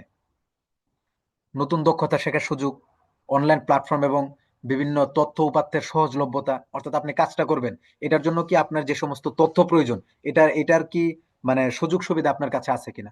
আপনি যে কাজটা করবেন, এই কাজটার জন্য আপনার শিখার অবাধ সুযোগ আছে কিনা? আপনার কি নেটওয়ার্কিং আছে কিনা? অর্থাৎ আপনার এই রিলেটেড, এই সম্পর্কীয় অনেক মানুষের সাথে যোগাযোগ আছে, আপনাকে পরামর্শ দেওয়ার এই ধরনের আছে কিনা? আপনি ব্যক্তিগত জীবনকে উন্নয়নের পথে নিচ্ছেন কিনা? এবং আপনি যে কাজটা করবেন, এই কাজটাকে সমাজে কোনো ইতিবাচক অবদান রাখবে কিনা? এই বিষয়গুলো যখন আমরা চিন্তা করব, বুঝবো, তখন আমাদের যে কোনো কাজ শুরু করা সহজ হবে। এখন মনে করেন আমরা এই প্রতিষ্ঠান করি কেন? যে প্রতিষ্ঠান করছি উম্মার খেদমত করব। কারণ উম্মার খেদমত করতে গিয়ে এমন খেদমতই করি, উম্মার খেদমত করতে গিয়ে এমন খেদমতই করি, আমাদের ছাত্ররা দাওরা হাদিস পড়ে পড়ে এরপরে গিয়া এই ছাত্রছাত্রীরা দাওরা হাদিস পড়ে গিয়েও তারা গিয়া অবাধে টিকটক করে বেপরদায় চলে, ছাত্ররা সিগারেট খায় অবাধে অবাধে। মাঝে মাঝে এই ধরনের ইতিহাসগুলো মনে হলে নিজেকে হার্ট অ্যাটাক করে মরে যেতে মনে চায়, যে আমরা কোন দিন শিখাচ্ছি, আর কোন ধর্ম শিখাচ্ছি, কোন ইলম আমরা, কোন ইলমের ধারক বাহক হয়ে আমরা অন্যের কাছে সেটা ওয়ারিশ হিসাবে, উত্তরাধিকার হিসাবে আমরা অন্যের কাছে পৌঁছাচ্ছি। আমি এমনও পরিস্থিতিতে দেখেছি ছাত্ররা বেলকনিতে বসে বিড়ি খায়, উস্তাদরা জানে, নাজমা তালেমাত জানে, মোহতামিম জানে, সবাই জানে, কিন্তু তরবিয়ত নেই। এটা কি কখনো কল্পনা করা যায়? আমরাই কি সেই মীর আতুল উম্মা? আমরা কি ওই উম্মতের আয়না? এরকম আয়না যে আয়নায় তারা সবকিছু দেখছে, কিন্তু পরিশুদ্ধ করার কোনো সুযোগ সুবিধা আমাদের কাছে নাই। বরং এই ব্যাপারে কথা বলতে গিয়ে, আমি আপনাদের যে ঘটনাটা বললাম, এই ব্যাপারে কথা বলতে গিয়া আমাকে সাসপেন্ড হইতে হয়েছিল, বহিষ্কারযোগ্য অপরাধ হয়েছিল। যে আমি কেন এই কথা বললাম যে পোলাপান বিড়ি খায়, সিগারেট খায়, এটাতে বাধা দেওয়ার ফলে। আল্লাহ তাআলা মাফ করুন। এবং যেখানে হয়েছে, যারা হয়েছে, সে সমস্ত ব্যক্তিবর্গদেরকে আরো উন্নত মননশীলতা দান করুন আল্লাহ তাআলা, এবং আহ, সুন্দর পরিবেশ, সুষ্ঠু জ্ঞান আল্লাহ তাআলা দান করুন। থ্রেটস, আপনি যে কাজটা শুরু করবেন, বা আপনি আপনার নিজেকে যে পরিস্থিতি নিতে চান, সেই পরিস্থিতিতে নেওয়ার ক্ষেত্রে আপনার হুমকি আছে কি কি, সেটাকে সবার আগে বিশ্লেষণ করতে হবে।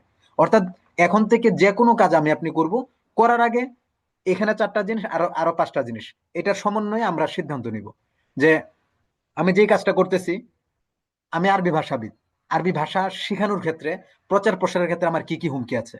এখানে কি প্রতিযোগিতা বেশি, নাকি মানুষ শিখাচ্ছে, শিখাচ্ছে অনেক, কিন্তু মানুষ নিতে পারতেছে কম, কোথায় সমস্যা আছে, এখানে হুমকিটা কি? বা আমি যে জিনিসটা শিখাচ্ছি এটা কি দ্রুত পরিবর্তনশীল সময় এবং প্রযুক্তি, নাকি এটা সময় এবং সম্পদের কোনো সীমাবদ্ধতা, নাকি এটা মানসিক চাপ এবং অনিশ্চয়তা, হুমকি কি?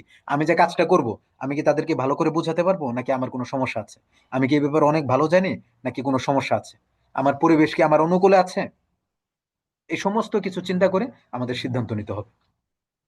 তাহলে, অর্থাৎ এখানে আমরা শিক্ষক যেহেতু আছি, আমরা শিক্ষক হিসাবে আমাদের শক্তি, আমরা শিক্ষক হিসাবে আমার দুর্বলতাকে আমি কি ভালো পড়াতে পারি, ছাত্রদেরকে কি আমি বুঝি, ছাত্ররা কি আমাকে বুঝে, আমি ছাত্রদেরকে সঠিকভাবে রাহনুমা করতে পারি, ছাত্রদের মন মানসিকতা বুঝে তাদেরকে গাইড করতে পারি, এই বিষয়গুলো আমাদেরকে সামনে আনতে হবে এবং চিন্তা করতে হবে। আল্লাহ তাআলা আমাদের জন্য সহজ করুন। এবং আমাদের চিন্তা করতে হবে, আমরা ছাত্রকে যেভাবে গাইড করতেছি, রাহনুমা করতেছি, এই রাহনুমার ক্ষেত্রে কোনো ধরনের প্রতিবন্ধকতা আছে কিনা। তাহলে কেবল আমরা উত্তর উত্তর প্রতিনিয়ত উন্নত করতে পারবো। স্মার্ট, স্মার্ট কি জিনিস? এটা হলো পাঁচটা শব্দ, এই পাঁচটা জিনিসের একটা সংক্ষিপ্ত রূপ। একটা হলো স্পেসিফিক, নির্দিষ্ট, অর্থাৎ উভয়টা একে, স্মার্ট এবং শর্ট, এই দুটোটা একে অপরের পরিপূরক, একদম কাছাকাছি। স্পেসিফিক, নির্দিষ্ট, অর্থাৎ আপনার জীবনের একটা লক্ষ্য নির্ধারণ করতে হবে। জীবনের লক্ষ্য নির্ধারণ করতে হবে প্রথমত। আপনি নিজের শক্তি কি, দুর্বলতা কি, সুযোগ কি, হুমকি কি, এটাকে নির্ধারণ করার পাশাপাশি এরপরে কি আপনি লক্ষ্য নির্ধারণে যাবেন, সেটা সমন্বয়ে কিভাবে যাবেন? যে আপনি নির্দিষ্ট একটা কাজ আপনার সামনে নিয়ে নেবেন, যে আমি আমার পেশাগত দক্ষতা এবং জ্ঞান বৃদ্ধি করতে চাই, নিলেন। আমি আরবি ভাষাবিদ হইতে চাই, নিলাম, নির্দিষ্ট করে ফেললাম। আরবি ভাষা আমি যদি দক্ষ কাজ করতে চাই, অথবা আমি একজন ছাত্রকে যুগের একজন মুজাদ্দিদ বানাইতে চাই, হতে পারে। আপনি লক্ষ্য নির্ধারণ করলেন, মেজারেবল অর্থাৎ পরিমাপযোগ্য। আপনি যে কাজটা শুরু করেছেন, এটা আপনি কত সময়ের মধ্যে করতে পারবেন, এটা কি পরিমাপ করা যায়? এখন চিন্তা করলেন আমি আকাশ ছুবো, এবং আকাশ ছুবো, আকাশ ছোঁয়ার জন্য সেই যন্ত্র, সে সমস্ত সবকিছু কি আমার আপনার কাছে আছে, নাকি এটা অর্জন করতে করতে আমাদের মৃত্যু পর পর্যন্ত হয়ে যাবে? তাহলে সেটা কিন্তু এখানে গ্রহণযোগ্য না। আমরা এমন একটা কাজ করতে হবে, এমন একটা লক্ষ্য নির্ধারণ করতে হবে, যে লক্ষ্যটা আমরা পূরণ করতে পারবো, হয়তো 2 দিন, নয়তো 2 মাস, নয়তো 2 বছরে। এটা পূরণযোগ্য, পরিমাপ করা যায়। যে 6 মাসের মধ্যে অন্তত 2টা নতুন দক্ষতা আমরা অর্জন করব, বা একটা সার্টিফিকেট আমরা সম্পন্ন করব, হতে পারে। অ্যাচিভেবল, আপনি যে লক্ষ্যটাকে নির্ধারণ করেছেন, যে আপনি একজন আরবি ভাষাবিদ হবেন, আসলেই কি এটা অর্জনযোগ্য কিনা? আপনি কি এটাকে বাস্তবায়ন করতে পারবেন? যে বর্তমান সময়, সামর্থ্য, তথ্য উপাত্ত, এই সমস্ত কিছু অনুযায়ী এটা কি বাস্তবসম্মত কিনা? এখন আমি আপনি চিন্তা করলাম যে আগামীকালকে আমার এক ছাত্রের এমপি বানিয়ে দিব, আসলে কি এটা অর্জনযোগ্য কিনা? এভাবে আমাদের চিন্তা করতে হবে। প্রাসঙ্গিক, আমি যে কাজটা করতেছি, যেমন মনে করেন, আহ, আমরা জীবনে অনেক কিছু শিখতে চাই, আমরা বিভিন্ন জ্ঞান শিখতে চাই, আমরা কম্পিউটার শিখতে চাই, আমরা ডিজিটাল মার্কেটিং শিখতে চাই, আমরা গ্রাফিক্স শিখতে চাই, এরপরে এই আমরা বুস্টিং শিখতে চাই, আমরা শিখতে চাই এসইও শিখতে চাই, আমরা রাজনীতি শিখতে চাই, আমরা ব্যবসা শিখতে চাই, সবকিছু আমরা শিখতে চাই। আসলে কি সবকিছুই আমার জীবনের লক্ষ্যের সাথে প্রাসঙ্গিক? এটা আমাদের চিন্তা করতে হবে। আমি প্রায় আপনার বিশেষ করে যখনই আপনার এসএসসির উপরের যে সমস্ত ছেলেরা পরামর্শ করতে আসে, তাদেরকে আমি একটা কথাই বলি।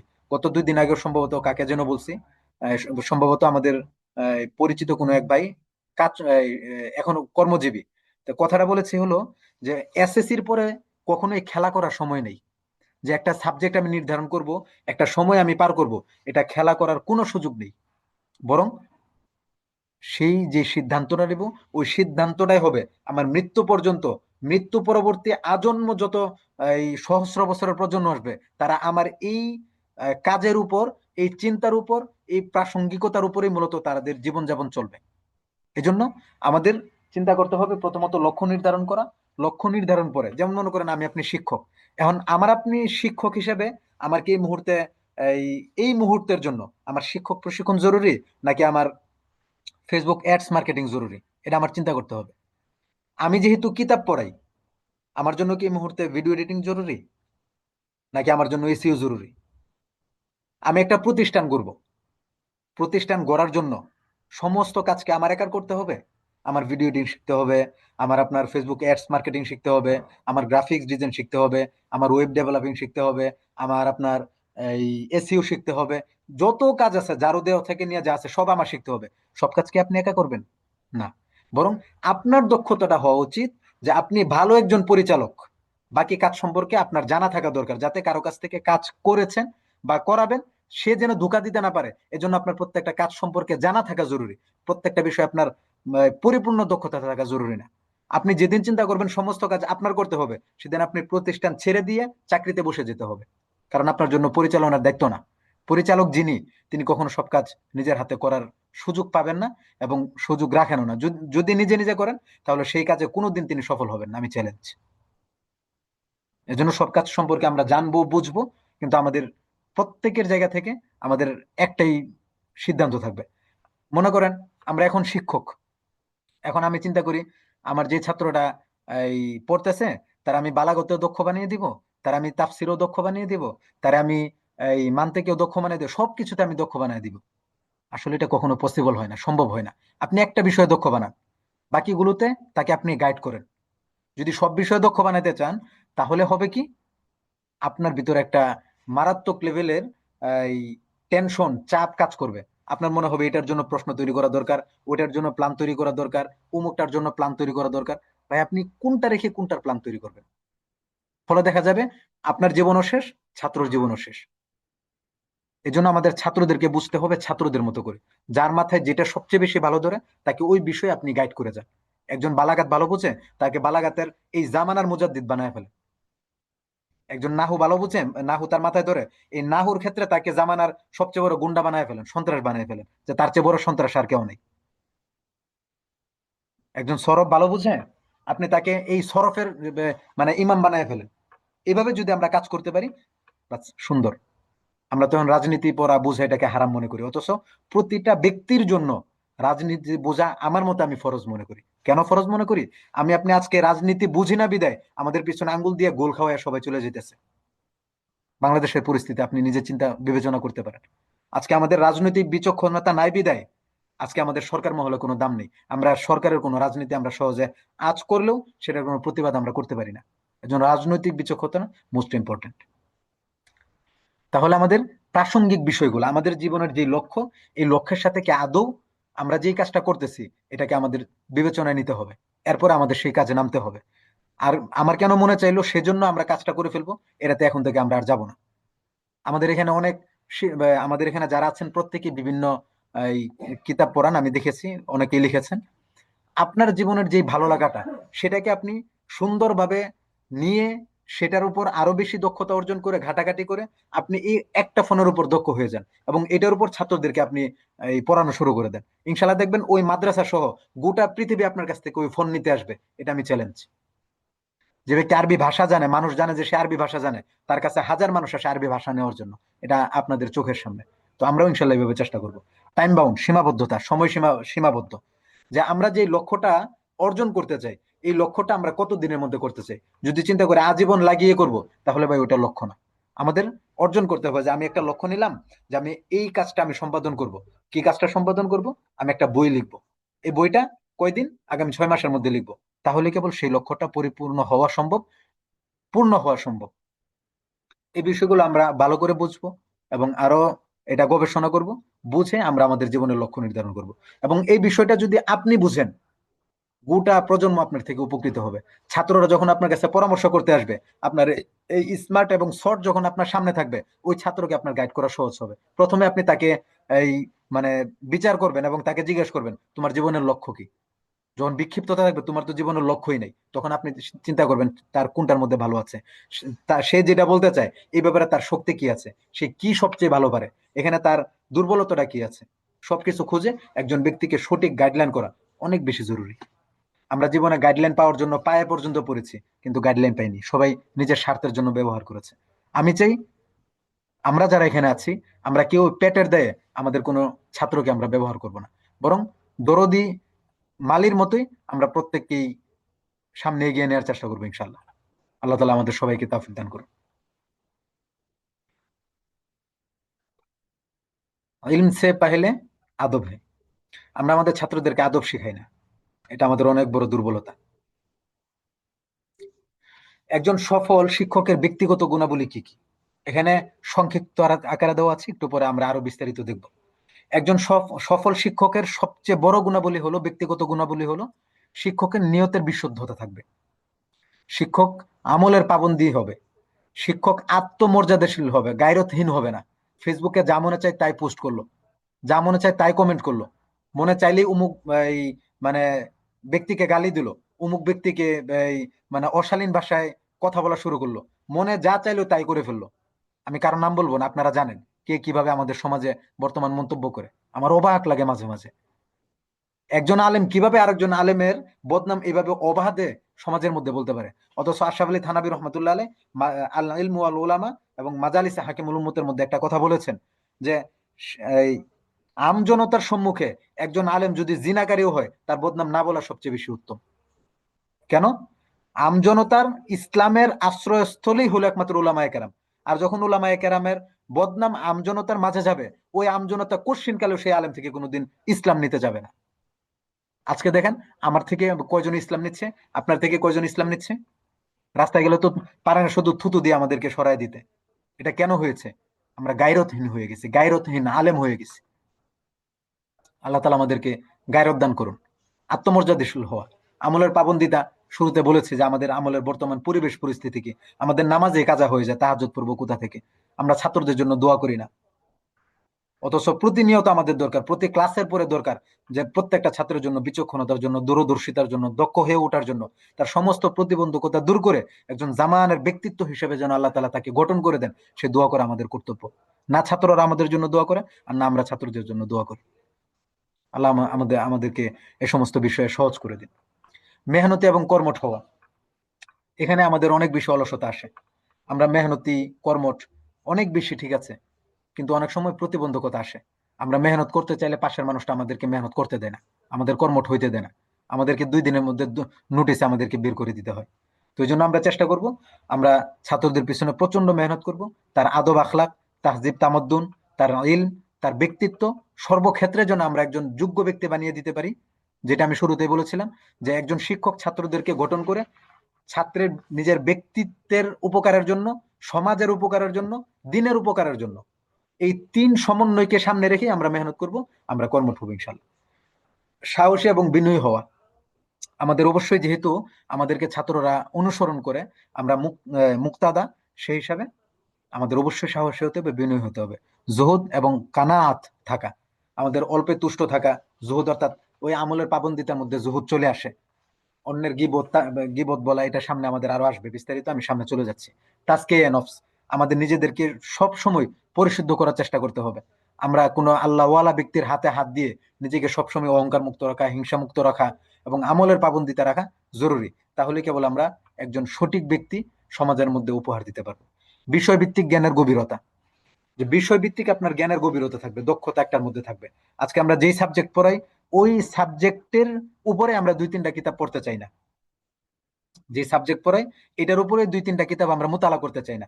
আমরা ওই কিতাবটাকে এই এমন ভাবে ছাত্রদের কাছে এই পড়ানোর পরে, সবকটা পড়ানোর পরে আমরা এমন ভাবে পুনরায় উপস্থাপন করতে চাই না যেভাবে উপস্থাপন করলে ছাত্রদের মাথার মধ্যে এটা আজীবন থেকে যাবে। আমাদের চেষ্টা করতে হবে ছাত্রদের চাহিদা বোঝার মানসিকতা থাকা। আমাদের আমাদের কাছে যখন ছাত্ররা আসে পরামর্শের জন্য, তখন আমরা পরামর্শ কি দিই?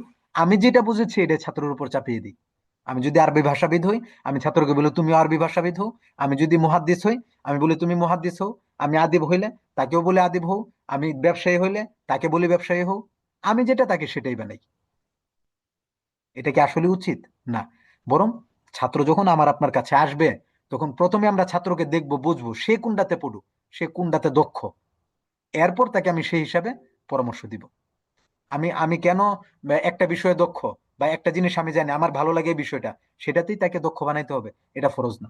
কখনো কখনো তো আমরা ছাত্রের মেজাজের বিপরীতে গিয়ে তাকে ওইটা শিখাইতে চাই, তখন এই ছাত্রগুলো নষ্ট হয়ে যায়।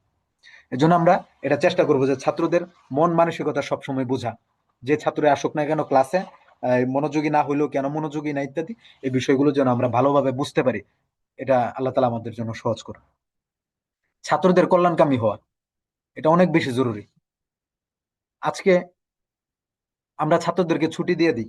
ছুটি দেওয়ার পরে ছাত্ররা কিভাবে বাড়িতে গেলো আমরা খোঁজ নিই না। বাড়ি থেকে আসার পরে তার পরিবারের হাল পরিস্থিতি আমরা জিজ্ঞেস করি না। আমরা কল্যাণকামী ঠিক আছে, আমরা কেমন কল্যাণকামী হইলে ছাত্ররা আমাদেরকে সারা জীবন মনে রাখবে, এটা আমাদের চিন্তা করা দরকার। আমি আশা করছি আমরা ছাত্রদের জন্য অবশ্যই কল্যাণকামী হব, এবং একটা ছাত্র কিভাবে জাতির জন্য উপকারী হিসাবে সে এই গড়ে উঠবে, সে চেষ্টা ফিকির আমরা করব।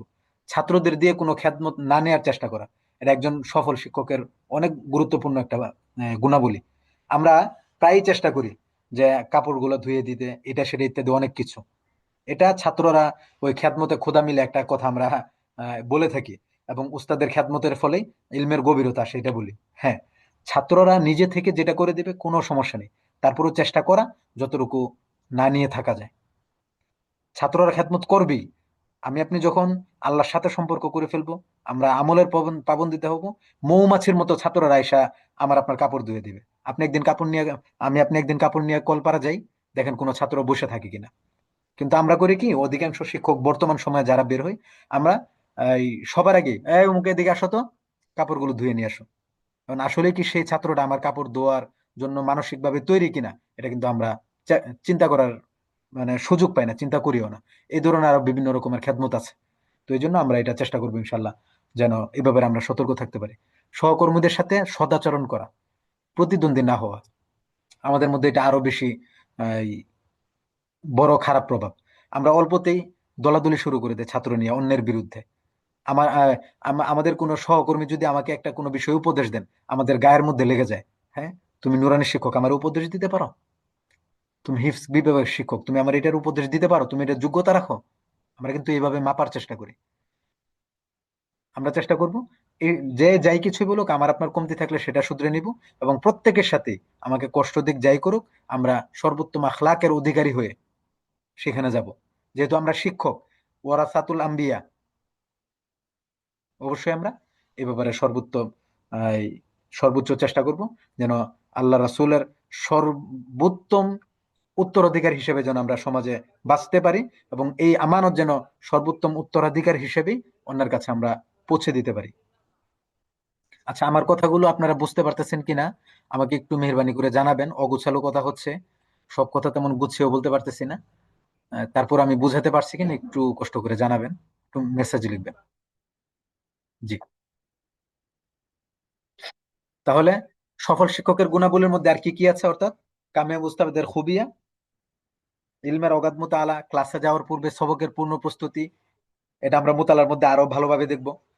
আমরা এটা পূর্ব পূর্ব প্রস্তুতি করি না, যে আগে থেকেই একটু মুতালা আছে সেটা আমরা করে চলে যাই, ফলে ক্লাসে গেলে আমাদের থুতুবুতু খেতে হয়। অনেক ইলম আমরা অস্পষ্ট ভাবে দিয়ে আসি। সবকের খুলাসা ও তাফসিল উভয় বর্ণনা করেন একজন সফল শিক্ষক। তাদরিসের আমানতের পূর্ণ হক আদায়ের চেষ্টা করেন। কথায় প্রাঞ্জলতা থাকে, গুছানো কথা বলেন, এবং শিক্ষক সময়ের পাবন্দি করেন। এটা তো আমাদের মধ্যে অনেক বড় দুর্বলতা। আমরা ক্লাসে গেলে কথা বলা শুরু করলে অন্য শিক্ষক 10 মিনিট খেয়ে ফেলি, 15 মিনিট খেয়ে ফেলি। শিক্ষক বাহিরে গিয়ে হাঁটতে থাকে, বাহিরে গিয়ে হাঁটে, কিন্তু আমরা সেই সুযোগ দিই না। পরবর্তীতে ওই শিক্ষক এসে আবার ছাত্রদের উপর যায়, কালকে থেকে যদি তোরা ওই শিক্ষক মানে অমুক শিক্ষককে 9টা বাজার সাথে সাথে মানে এত্তেলা না দেস, তাহলে আমি আর ক্লাসে আসবো না। এই পরিস্থিতিগুলো আমাদের তৈরি হয়, আমাদের অবশ্যই খেয়াল রাখতে হবে, সময় পাবন্দী হতে হবে। ছাত্রদের গুরুত্ব দেন, একজন সফল শিক্ষক বা কামিয়াব উস্তাদ ছাত্রদেরকে গুরুত্ব দেন, তাদের ভবিষ্যৎ বিনির্মাণে বর্তমানকে সংশোধন করেন, অতীতকে শিক্ষা হিসেবে উপস্থাপন করেন। আমরা যদি শুনি যে কোনো ছাত্র অতীতে মারাত্মক ভুল করছে, আমরা পারি না উস্টায়া লাথি দিয়ে আমরা আমাদের সামনে থেকে বের করে দিতে, যে তুই এমনটা করতে পারলি, সে এমনটা করতে পারে। ভাই ভুল তো ভাই সবাই করতে পারে। তার অতীতটাকে আমরা শুনি, একদম আদরের সাথে আমরা শুনি, শোনার পরে তার অতীতটা কিভাবে দূর করা যায় সেই চিন্তা ফিকির করে বর্তমানটাকে তার শুধরিয়ে দেই, যাতে ভবিষ্যৎটা তার সুন্দর হয়। এজন্য আমি প্রায় বলে থাকি যে অতীত থেকে শিক্ষা নিয়ে বর্তমানকে সাজিয়ে ভবিষ্যৎকে সুন্দর করে দেওয়া, এটা একজন শিক্ষকের, সফল শিক্ষকের এই সর্বোত্তম গুণাবলীর মধ্যে একটা অন্যতম গুণাবলী।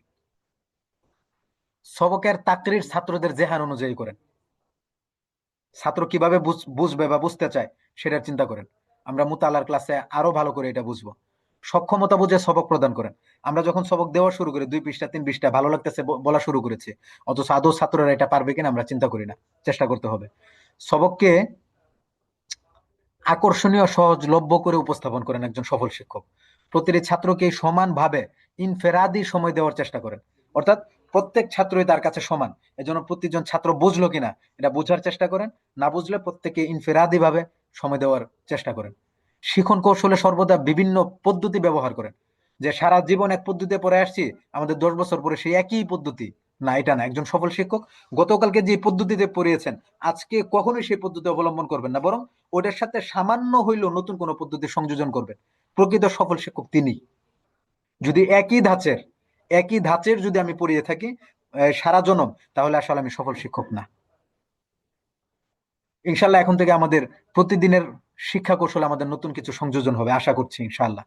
এবং এটার জন্য বিভিন্ন ভাবে কে কিভাবে তাকরির করে, এই বিষয়ে কার কি পাণ্ডিত্য আছে, কে কিভাবে পড়িয়েছেন, কোন কিতাবে কি লিখেছে, এগুলো রিসার্চ করতে হয়, এগুলো গবেষণা করতে হয়। তখনই একমাত্র এটা সম্ভব যে এই প্রতিদিন নতুন নতুন কৌশল পরিবর্তন করা। যত বেশি জানবেন যে বিষয়ে আপনি পড়াবেন সে বিষয়ে, তত বেশি আপনি নতুন কিছু সমাজে দিতে পারবেন, ছাত্রদের দিতে পারবেন। তালিমের সাথে আমলের পাবন্ধ করে তুলেন, যে আমরা যে তালিম দিই তালিমের সাথে সাথে তাদের আমলেরও পাবন্দি করি। আমরা তো আমাদেরও পরিস্থিতি এরকম, আমাদের ছাত্ররা পাগড়ি বানলে পাগড়ি বান্ধার সাথে সাথে আমি বলি সুফি হয়ে গেছে, সুফি হয়ে গেছে। এগুলো মনে হইলে এত পরিমাণ কষ্ট লাগে। আল্লাহ তালা যাদের থেকে কষ্ট পেয়েছে আল্লাহ তালা তাদেরকে মাফ করে দিন, এবং আমার মাধ্যমে যারা কষ্ট পেয়েছে বা পাচ্ছে তাদের থেকেও আমাকে ক্ষমা পাওয়ার সুযোগ করে দিন। আমরা কখনোই ছাত্রদের আমলের কারণে কটাক্ষ করব না। একজন ছাত্র 2 দিন পাগড়ি পরিধান করেছে, পরের দিন শয়তান ধরতেই পারে, তাকে আবার বুঝিয়ে সুমঝিয়ে পাগড়ি মাথায় তুলে দেবো আমরা। কিন্তু আমরা বলবো যে না, সুফি হয়ে গেছে, 2 দিন পরে 5 দিন কোনো খোঁজ খবর থাকে না। কখনোই না, এটা কোশ্চিন কালেও সুযোগ নেই। যদি আমার আপনার একটা কথার কারণে কোনো ছাত্রের একটা আমল ছুটে যায়, খোদার কসম কিয়ামতের দিন আমার আপনার অবশ্যই এটার জন্য দরপাকর করতে হবে। এবং এবং ওই ছাত্র আমাকে আপনাকে সারা জীবন ধরবে। এজন্য আমরা তাদের আমলের ব্যাপারে সবচেয়ে বেশি গুরুত্ব আরোপ করবো, তালিমের সাথে সাথে। একজন ছাত্র তাহাজ্জুদ পড়ে, সে পড়ছে আমি শুনছি, তাকে সারা জীবন কিভাবে ধরে রাখবে সেই চেষ্টায় আমরা মত্ত থাকবো। কখনো আমরা এই কথা বলবো না, কালকে না দেখলাম তাহাজ্জুদ পড়ছে, আজকে কোনো খবর নেই, জানি তোরা এমনই। না, আমরা এটা করবো না। আমাদের ভাষার সৌন্দর্যতা, আমাদের বিনয় আদব সর্বোত্তম থাকবে। আমরা ছাত্রদেরকে দুমায়া তুম তার কাবুলি, আপনি বললে তো গুনাহ হবে না। আপনি যদি ছাত্রদেরকে আপনি বলি, সে হোক না ছোট, সেই ছাত্র বিশ্বাস করেন সারা জনম তার ছাত্রদেরকে আপনি বলবেন এবং সারা জীবন বলে যাবেন আমার উমুক উস্তাদ থেকে আমি এটা শিখেছি। গতকালকে আমার একজন উস্তাদকে আমি বলতেছিলাম যে আমাদের যে ছাত্রছাত্রীরা আছে তাদেরকে যে আপনি বলি, এই আপনি বলার প্রথম সূচনায় হয়েছে আপনার মাধ্যমে। অর্থাৎ আমার ওই উস্তাদকে আমি বলেছি 2009 সালে, ওনার কাছ থেকে শুনেছিলাম। উনি সর্বপ্রথম আমাদেরকে আপনি করে বলা শুরু করেছিলেন, সেই আপনি আজও পর্যন্ত বিদ্যমান। কই 2009 সাল, আজকে 2026 সাল। এটা কি ওনার জন্য সফলতা না? অবশ্যই সফলতা। এটা ওনার আদব থেকে আমরা শিখেছি। জন্য আমরা চেষ্টা করব এই ব্যাপারগুলোতে সর্বোচ্চ সর্বোচ্চ অগ্রাধিকার দেওয়ার জন্য, কিভাবে তাদেরকে সর্বোত্তম ব্যক্তি হিসাবে সমাজের মধ্যে গড়ে তোলা যায়। সর্বদা ছাত্রদের জন্য দোয়া করা, আমি একটু আগে বলেছিলাম ছাত্রদের জন্য দোয়া করতেই হবে। আবু মির্জা সাহুজুর একটা দোয়া করেন, যারা আমার ছাত্র ছিল এবং ছাত্র আছে এবং ছাত্র হবে, হওয়ার সম্ভাবনা আছে, ছাত্র হওয়ার নিয়ত করেছে, প্রত্যেককে আল্লাহ তাআলা ভালো বানায় দেন, প্রত্যেককে আল্লাহ তাআলা সফলতা দান করেন, প্রত্যেককে আল্লাহ তাআলা ইলমে লাদুনি দান করেন। এভাবে দোয়া করে যাওয়া একের পর এক। প্রত্যেককে যেন সমস্ত রকম বাধা বিপত্তি থেকে আল্লাহ তাআলা হেফাজত করেন। চিন্তা করেন দুয়ার মানে ব্যাপকতা কোথায় চলে গেছে। যারা আমার ছাত্র ছিল, যারা বর্তমান ছাত্র আছে, যারা ভবিষ্যৎ ছাত্র হবে, যারা ছাত্র হওয়ার নিয়ত করেছে, প্রত্যেককে যেন আল্লাহ তাআলা কবুল করে নেন। কত বিশদ আকারে দোয়া করেন। আমরা ইনশাল্লাহ এখন থেকে চেষ্টা করব সেভাবেই ধরে ধরে ধরে ধরে দোয়া করার জন্য। আল্লাহ আমাদের জন্য সহজ করুন। এখন আমাদের সমস্যা কি? আমাদের সমস্যা হলো আমরা ছাত্রদেরকে গালি দিই, এমন ধরনের গালি দিই, এটা ভাষায় প্রকাশ করার মতো না। ছাত্রদের বদনাম বলি, আমরা অন্য শিক্ষকের কাছে ছাত্রদের বদনাম বলি, অন্য একজন ছাত্র আসলে আর এক ছাত্রের বদনাম বলি, অমুক ছাত্র তো এরকম এরকম, ঠিক না? আমরা এটার সাক্ষী নেই। কি আশ্চর্য ব্যাপার! আমি উস্তাদ, আমি একজন আদাবি ইয়েতে পরিপূর্ণ হওয়া উচিত ছিল। আমাদের তাআসসুবি ইয়ত কোথায় পৌঁছে গেছে, এটা আসলে ভাষায় প্রকাশ করার মতো না। আমার বাড়ির ছেলে, অমুক জায়গার ছেলে, একটু দেখতে এমন লাগে, আমার কাছে ভালো লাগে, তাআসসুবি ইয়ত চলে আসে। এই তাআসসুবি ইয়ত থেকে আল্লাহ তাআলা আমাদেরকে হেফাজত করুক। আমাদের ভিতরে যত রকমের এই এই খারাপ দিক আছে, এর মধ্যে অন্যতম একটা হলো তাআসসুবি ইয়ত। যে ছেলে আমাকে মানে তাকে একমাত্র ভালোবাসি, যে আমার বদনাম বলার চেষ্টা করে তাকে আমরা দূরে ঠেলে দিই। আশা করছি এ ব্যাপারে আমার চেয়ে ভালো আপনারা জানেন তাওসুবিয়াতের ব্যাপকতা কত দূর গিয়ে পৌঁছে। এটা আমরা করব না। ভাই, ছেলেটা চিটাঙের হোক, ছেলেটা সিলেটের হোক, ছেলেটা রংপুরের হোক, যেই জায়গার হোক, ছেলেটা যদি এমন হয় যে সে সারা জীবন ছিঁড়া কাপড় পরে চলে, তার অন্য কোনো কাপড় পরার কোনো সুযোগ নেই, সে ময়লা ময়লা হয়ে থাকে, তবুও সে আমার ছাত্র, তাকেও আমার আপনার মূল্যায়ন করতে হবে, তাকে দূরে ঠেলে দেওয়ার সুযোগ নেই। যদি আমার আপনার ক্ষমতা থাকে তাকে আমি শুধরে দিব। আমাদের জীবনে অনেক এমন হয়েছে, ছাত্রছাত্রীরা বই কিতাব কিনতে পারে না, তাদের জামা কাপড় নাই, দেখতে অসুন্দর লাগতেছে, আমি নাস্তা না খেয়ে আমার নিজের পকেটে টাকা দিয়ে তাদের কিতাব কিনে দিয়েছি, তাদের কাপড় কিনে দিয়েছি, এবং তাদের সুন্দর জীবন গড়ার জন্য অন্তত কেউ যেন আঙ্গুল তুলতে তাদের উপর না পারে সে ব্যবস্থাপনা করে দিয়েছি। আমরা ইনশাল্লাহ চেষ্টা করব এভাবে যেন তাদের জন্য আমরা করতে পারি। অবশ্যই ইনশাল্লাহ আপনার জীবনে, আপনার অর্থনীতিতে, সমস্ত কিছুতে আল্লাহ তাআলা বরকত দিবেন। ইনশাল্লাহ অবশ্যই দিবেন, কোনো সন্দেহ নেই, অবশ্যই দিবেন। ছাত্রদের মাঝে বেইনসাফি করি, মারাত্মক লেভেলের আমাদের এটা মন্দ স্বভাব। আমরা বেইনসাফি করি, একজনকে কম একজনকে বেশি, যেটা আপনার তাসুবিয়াতের মধ্যে চলে আসে। শিক্ষক ছাত্র নিয়ে আমরা দলাদলি করি, আমার নতুন করে বলার কিছু থাকে না। এটা আমাদের জীবন থেকে বাদ দিতে হবে যে কোনো মূল্যে। শিক্ষক একে অপরকে দেখতে পারি না, একটু আগে বলে আসছিলাম। বা শিক্ষক যেই হোক, আমার সহকর্মী, আমি তার জন্য কাজ করে দিব। সে আমাকে দেখতে না পারলেও তার আমি দেখবো। আমি তো নবীর ওয়ারিস, আমি তো নবীর ওয়ারিস, অন্তত আমার তো উচিত কেউ আমাকে দেখতে না পারো। রাসূল সাল্লাল্লাহু আলাইহি সাল্লাম তো ওই ব্যক্তিকেও ভালোবাসতেন, ওই ব্যক্তির জন্য কান্না করতেন যে ব্যক্তি রাসূলকে কষ্ট দিতেন।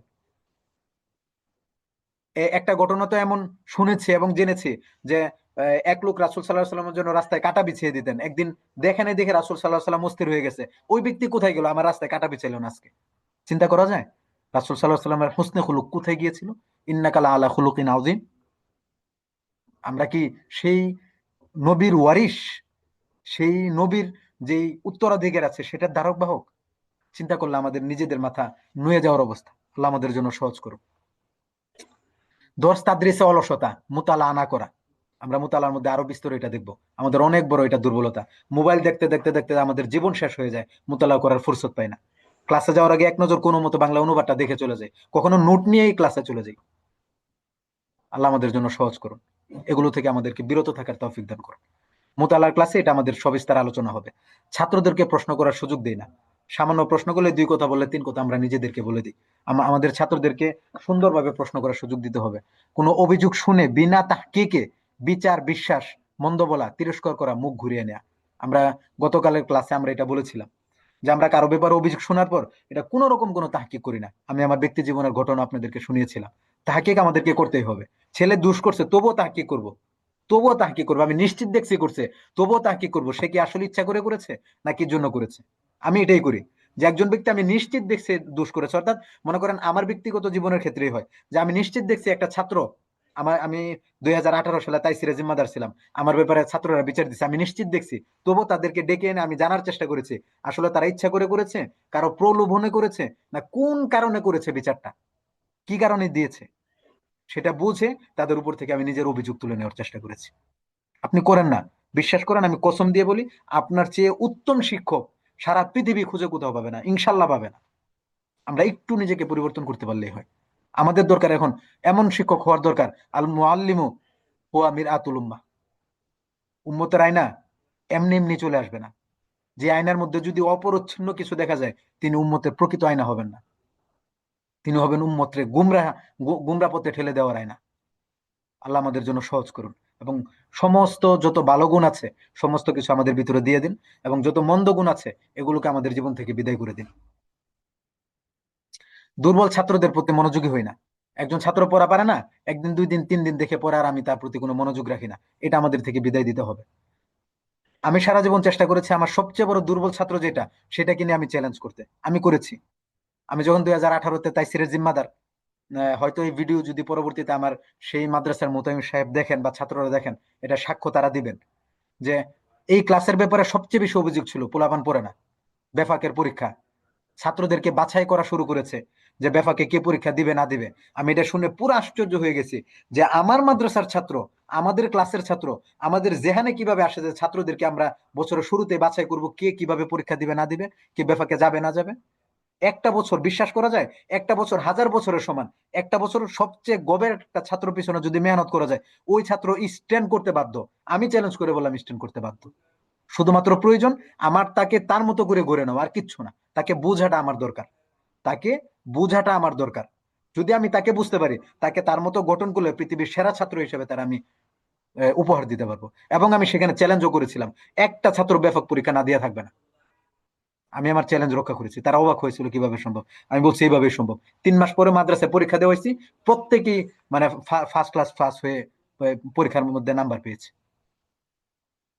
ইনশাল্লাহ আমি আশা করি আপনারাও এইভাবে ছাত্রদের পিছনে মেহনত করছেন, এবং আপনাদের অভিজ্ঞতাগুলো আমাদের গ্রুপে তুলে ধরবেন। আমরা সেখান থেকে শিক্ষা নেওয়ার চেষ্টা করব, এবং পরবর্তীতে এগুলো আমরা অন্যের কাছে উপস্থাপনের চেষ্টা করবো ইনশাল্লাহ।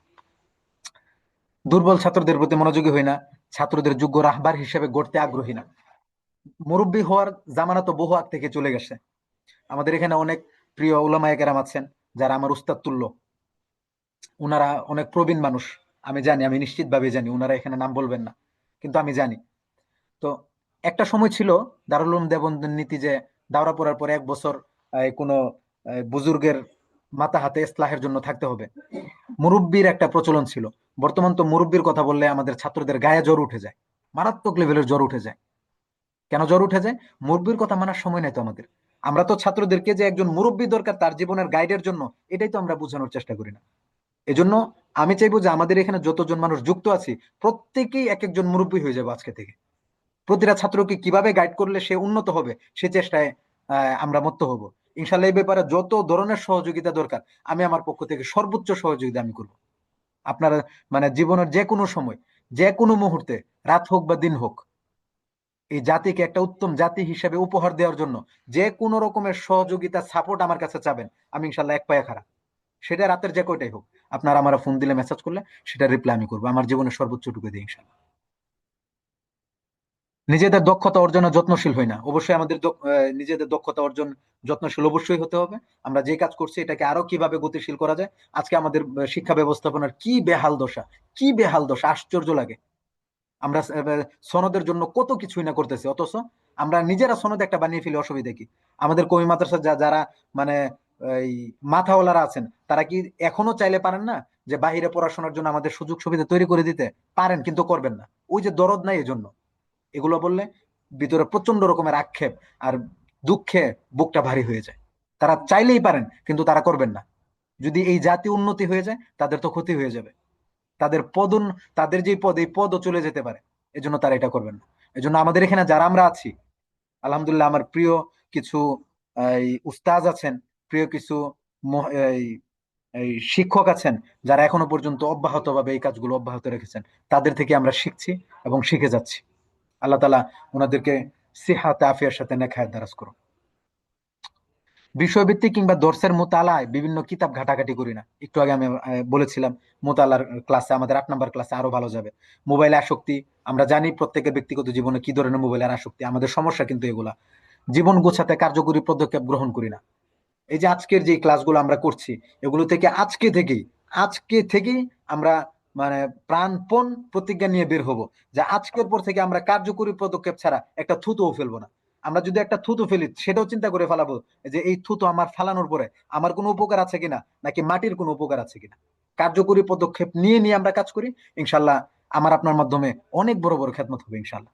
ছাত্র ছাত্রদের সামনে অন্যের গীবত বা সমালোচনা করা, এ ব্যাপারে আসলে কি বলবো আমি আপনাদেরকে বোঝাতে পারছি না। আমাদের এত বড় সমস্যা, ক্লাসে আসার পরে আমরা এই অমুক জায়গাতে কি করেছি, অমুক শিক্ষক কি করেছে, অমুক প্ল্যাটফর্ম কি করেছে, অমুক এই উলামা পরিষদটা কি করেছে, এই ধরনের বক্তব্য আমরা হর হামেশা ক্লাসের মধ্যে দিয়ে যাই। ওই ছাত্র কি আমার আমার আপনার কাছ থেকে কোনোদিন এই ভালো আদব শিখতে পারবে? সারা জীবন সে মানে আমার আপনার কাছ থেকে গীবত শিখবে, সারা জীবন সে অন্যের কাছে গিয়ে গীবত করবে।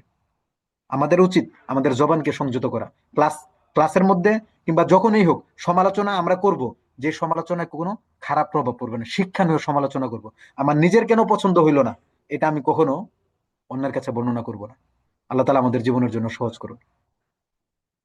আমি আসলে অনেক কথা বলে ফেলছি, আপনাদেরকে হয়তো বিরক্ত হচ্ছেন কিনা আমি জানি না। একটু নাড়াচাড়া দিবেন। আমি সবার কাছ থেকে আশা করব যে এই আলাপ আলোচনা গুলো করেছি, কারা কারা বিরক্ত হয়েছেন আমাকে একটু বলবেন, তাহলে সামনের কথাগুলো বলতে আমি সুযোগ পাবো এবং সাহস পাবো, বা আমি আলোচনার প্রেক্ষাপট আমি পরিবর্তন করব, কোনো সমস্যা নেই। আজকে আপনাদের থেকে একটু সময় আমি বেশি নিব, 5-7 মিনিট 10 মিনিট সময় আমি বেশি নিব।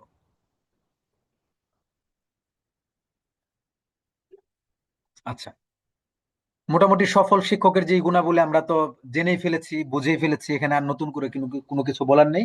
তবে একজন দক্ষ শিক্ষকের যে গুণাবলী থাকে, একজন দক্ষ শিক্ষক, সফল শিক্ষক এক জিনিস, দক্ষ শিক্ষক আরেক জিনিস। সফলতা এক জায়গায়, দক্ষতা আরেক জায়গায়, তবে দুটোটাই কাছাকাছি হবে। যে একজন দক্ষ শিক্ষকের কি থাকবে, জ্ঞান থাকবে এবং অভিজ্ঞতা থাকবে, তার কার্যকর যোগাযোগ দক্ষতা থাকবে, অর্থাৎ কমিউনিকেশন স্কিল ভালো থাকবে, তার ভালো ব্যবহার থাকবে, তার নমনীয়তা থাকবে, ভদ্রতা থাকবে, আদব থাকবে, তার সৃজনশীলতা থাকবে, তার ধারাবাহিক উন্নয়ন, অর্থাৎ নিজের জীবনকে প্রতিনিয়ত এই উন্নয়ন করে, প্রতিনিয়ত প্রশিক্ষণে অংশগ্রহণ করে, বিভিন্ন বই, নতুন বই পড়লে সাবজেক্ট ভিত্তিক দক্ষতা বাড়ায়, মাহারাত অর্জন করে, এবং আন্তরিকতার সাথে ছাত্রদেরকে গঠন করে, ছাত্র গড়ার চেষ্টা করে। একজন দক্ষ শিক্ষকের জন্য এটা খুবই গুরুত্বপূর্ণ। একজন শিক্ষকের মধ্যে সবচেয়ে গুরুত্বপূর্ণ 3টা গুণ কি কি হওয়া উচিত? একজন শিক্ষকের জন্য সবচেয়ে গুরুত্বপূর্ণ 3টা গুণ হওয়া উচিত। প্রথমে হলো কার্যকর যোগাযোগ, অর্থাৎ কমিউনিকেশন স্কিল, আল ইত্তিসাল, মাহারাতুল ইত্তিসাল। এই দক্ষতা যখন হয়ে যাবে, তখন আমি আপনি ছাত্রদেরকে গড়তে পারবো, আমি আপনি ছাত্রদেরকে বুঝতে পারবো, যেটা আমরা পিছনে বলেছি। এ ব্যাপারে আমার মনে হয় না যে আর বিস্তারিত কিছু বলার দরকার আছে। ওকে, ওকে, আলহামদুলিল্লাহ, জাজাকুমুল্লাহ ওয়া আহসানাল জাযা। আল্লাহ তাআলা আমাদের সকলের জীবনে সবচেয়ে উত্তম জিনিসগুলো আমাদেরকে দান করুন, এবং সবচেয়ে খারাপ জিনিসগুলা উম্মার কল্যাণে আমাদের থেকে বিদায় করে দিন। কার্যকর যোগাযোগ কৌশল, এটা আমাদের থাকতে হবে সবচেয়ে গুরুত্বপূর্ণ 3টি গুণের মধ্যে। 2 নাম্বার থাকতে হবে নমনীয়তা, বিনয় এবং আদব। আপনারা বলতে পারেন যে আরো তো গুণ আছে, এই 3টাকে কেন আমি নির্ধারণ করলাম? এই 3টাকে নির্ধারণ করার পেছনে সবচেয়ে বড় কারণ হলো, এই 3টা যার ভিতরে থাকবে তিনি জামানার মুজাদ্দিদ হওয়ার উপযুক্ততা রাখেন। যার কার্যকর যোগাযোগ কৌশল আছে, তিনি ভালো মানুষ, মানে এটারে কি বলে, তারগিব তারহিবে উনি সবার চেয়ে এগিয়ে থাকবেন। যার নমনীয়তা, বিনয় এবং আদব আছে, তিনি অন্যের জন্য অনুসৃত ব্যক্তি হবেন। তার থেকে আদব শিখবে, তার থেকে বিনয় শিখবে। ওই ব্যক্তি বিনয় শিখলে, আদব শিখলে তার চেয়ে বড় মানে অলি আল্লাহ কে হইতে পারে? সৃজনশীলতা, বিচক্ষণতা, দূরদর্শিতা, এই 3টাও যে শিক্ষকের মধ্যে থাকবে, তিনি হবে জামানার সবচেয়ে বড় রাজনীতিবিদ। এবং এই যে খিলাফা বলে না আমাদের, এই কি বলে, আমাদের যে মোল্লার দেশের ব্যক্তিরা কিন্তু সৃজনশীল, তারা বিচক্ষণ, তারা দূরদর্শী, এই জন্য তারা রাষ্ট্র পরিচালনা করতে পারতেছে। আমাদেরও সৃজনশীল হতে হবে। ছাত্রদেরকে কতভাবে শেখানো যায়, কতভাবে তাদের মেধা বিকাশ করা যায়, এবং আমাদের যে এই পরিবেশ পরিস্থিতি, এটা কতভাবে উন্নয়ন করা যায়। প্রতিনিয়ত আমরা প্রতিটা কাজ থেকে নতুন কিছু পাচ্ছি কিনা, একটা কাজ আমরা দেখতেছি, এটার ভবিষ্যৎ কি, ভবিষ্যতে এটার কি কি ক্ষতি হতে পারে, এই সমস্ত কিছু এখন থেকে বোঝা, শোনার সাথে সাথে, এটাই হলো বিচক্ষণতা, দূরদর্শিতার মাধ্যমে পদক্ষেপ নেওয়া। তাহলে কেবল আমার আপনার মাধ্যমে দিন কায়েম সম্ভব, আমার আপনার মাধ্যমে ইসলাম হেফাজত থাকবে। যদি আমাদের মধ্যে সৃজনশীলতা, বিচক্ষণতা, দূরদর্শিতা, নমনীয়তা, আদব এগুলো না থাকে, বিশ্বাস করেন আমার আপনার কাছে কোশ্চিন কালেও ইসলাম হেফাজত না, ইসলাম নিরাপদ না। আমার সাথে হয়তো আপনার এই ব্যাপারে দ্বিমত পোষণ করবেন, কিন্তু আমার কাছে এটাই মনে হয়। কারণ যখন আমাদের মধ্যে এটা না থাকবে, আমাদের মধ্যে যখন এই বিচক্ষণ আর দূরদর্শিতা না থাকবে, কখন কোন কথা বলে ফেলবো আর ইসলামের সব ধূলিসাৎ হয়ে যাবে, এটা বলতেই পারবো না। আমাদের চোখের সামনে অহরহ উদাহরণ আছে, আপনারা জানেন, সেটা আমি না বললেও হয়তো চলবে, যে আমাদের সমাজের উলামায়ে কেরাম কি ধরনের কথা বলতেছেন, কিভাবে কাজ করতেছেন, কিভাবে রাজনীতি করতেছেন, এটা আপনাদের চোখের সামনে স্পষ্ট করলে আমার মনে হয় যে স্পষ্ট হয়ে যাবে যে আমাদের সৃজনশীলতা, আমাদের বিচক্ষণতা, দূরদর্শিতা কত দূর পর্যন্ত পৌঁছাইলে আমরা এই ধরনের এই বিয়াকলের মতো কাজ করতে পারি। আল্লাহ তাআলা সহজ করুন। একজন আদর্শ শিক্ষকের মানদণ্ড কি? আপনি কি দিয়ে একজন আদর্শ শিক্ষককে আপনি এই বিচার করবেন? তার সৃজনশীল দক্ষতা থাকবে, যেটা আমি একটু আগে বলেছি, তার ন্যায়পরায়ণতা এবং ইনসাফ থাকবে, তার উত্তম ব্যবহার থাকবে, তার সৃজনশীল চিন্তা এবং উৎসাহ প্রদান করার ক্ষমতা থাকতে হবে, তার ইতিবাচক যোগাযোগ থাকতে হবে, যেটা কমিউনিকেশন, একই কথা ঘুরে ফিরে পাঠদানে তার বিভিন্ন কৌশল প্রয়োগ করা, শিক্ষার্থীদের সঙ্গে ইতিবাচক সম্পর্ক রাখার মন মানসিকতা, এগুলো অবশ্যই একজন আদর্শ শিক্ষকের মধ্যে থাকতেই হবে। যদি না থাকে তাহলে আসলে তিনি সফল শিক্ষক হবেন না। শিক্ষকতার ক্ষেত্রে একজন শিক্ষক কোন কোন চ্যালেঞ্জের মুখোমুখি হন, এটা খুবই গুরুত্বপূর্ণ একটা বিষয়। যে আমরা শিক্ষকতার মধ্যে আছি, এই শিক্ষকতার পেশায় আমাদের চ্যালেঞ্জ গুলা কি কি আসে, কোন কোন সমস্যাগুলো আমরা প্রতিনিয়ত ফেস করি। এর মধ্যে এক নাম্বার হলো শিক্ষার্থীদের ব্যক্তিত্ব আহ ও শিক্ষার্থীদের ব্যক্তিত্ব বোঝার ক্ষমতায় পার্থক্য। শিক্ষার্থীদের ব্যক্তিত্ব কি আর আমরা কি বুঝি, অর্থাৎ সাকাফাতু তলিবিল ইলম, সাকাফাতু তলিবিল ইলম, যে আমাদের ছাত্ররা বিভিন্ন জায়গা থেকে আসে। আমরা ক্লাস ম্যানেজমেন্টে এই বিষয়গুলো আরো বিস্তারিত আলোচনা করব। ক্লাস ম্যানেজমেন্টে বিভিন্ন জায়গা থেকে ছাত্ররা আসে, তার সংস্কৃতি কি, সে কিভাবে কি শিখেছে, তার সাকাফা কি, এগুলো না বুঝে যদি আমরা তার বিয়ে করতে চাই, তাদেরকে যদি গঠন করতে চাই, তাহলে কিন্তু সুযোগ নেই করা। এজন্য শিক্ষার্থীদের ব্যক্তিত্ব এবং তাদেরকে বোঝার ক্ষমতায় আমাদের পার্থক্য থাকতে হবে। আমরা কি বুঝছি এবং তার ব্যক্তিত্ব কি, এই দুইটার পার্থক্য আমাদের অবশ্যই বুঝতে হবে। সময়ের অভাব এবং নতুন পদ্ধতি প্রয়োগের জন্য সময় না থাকা।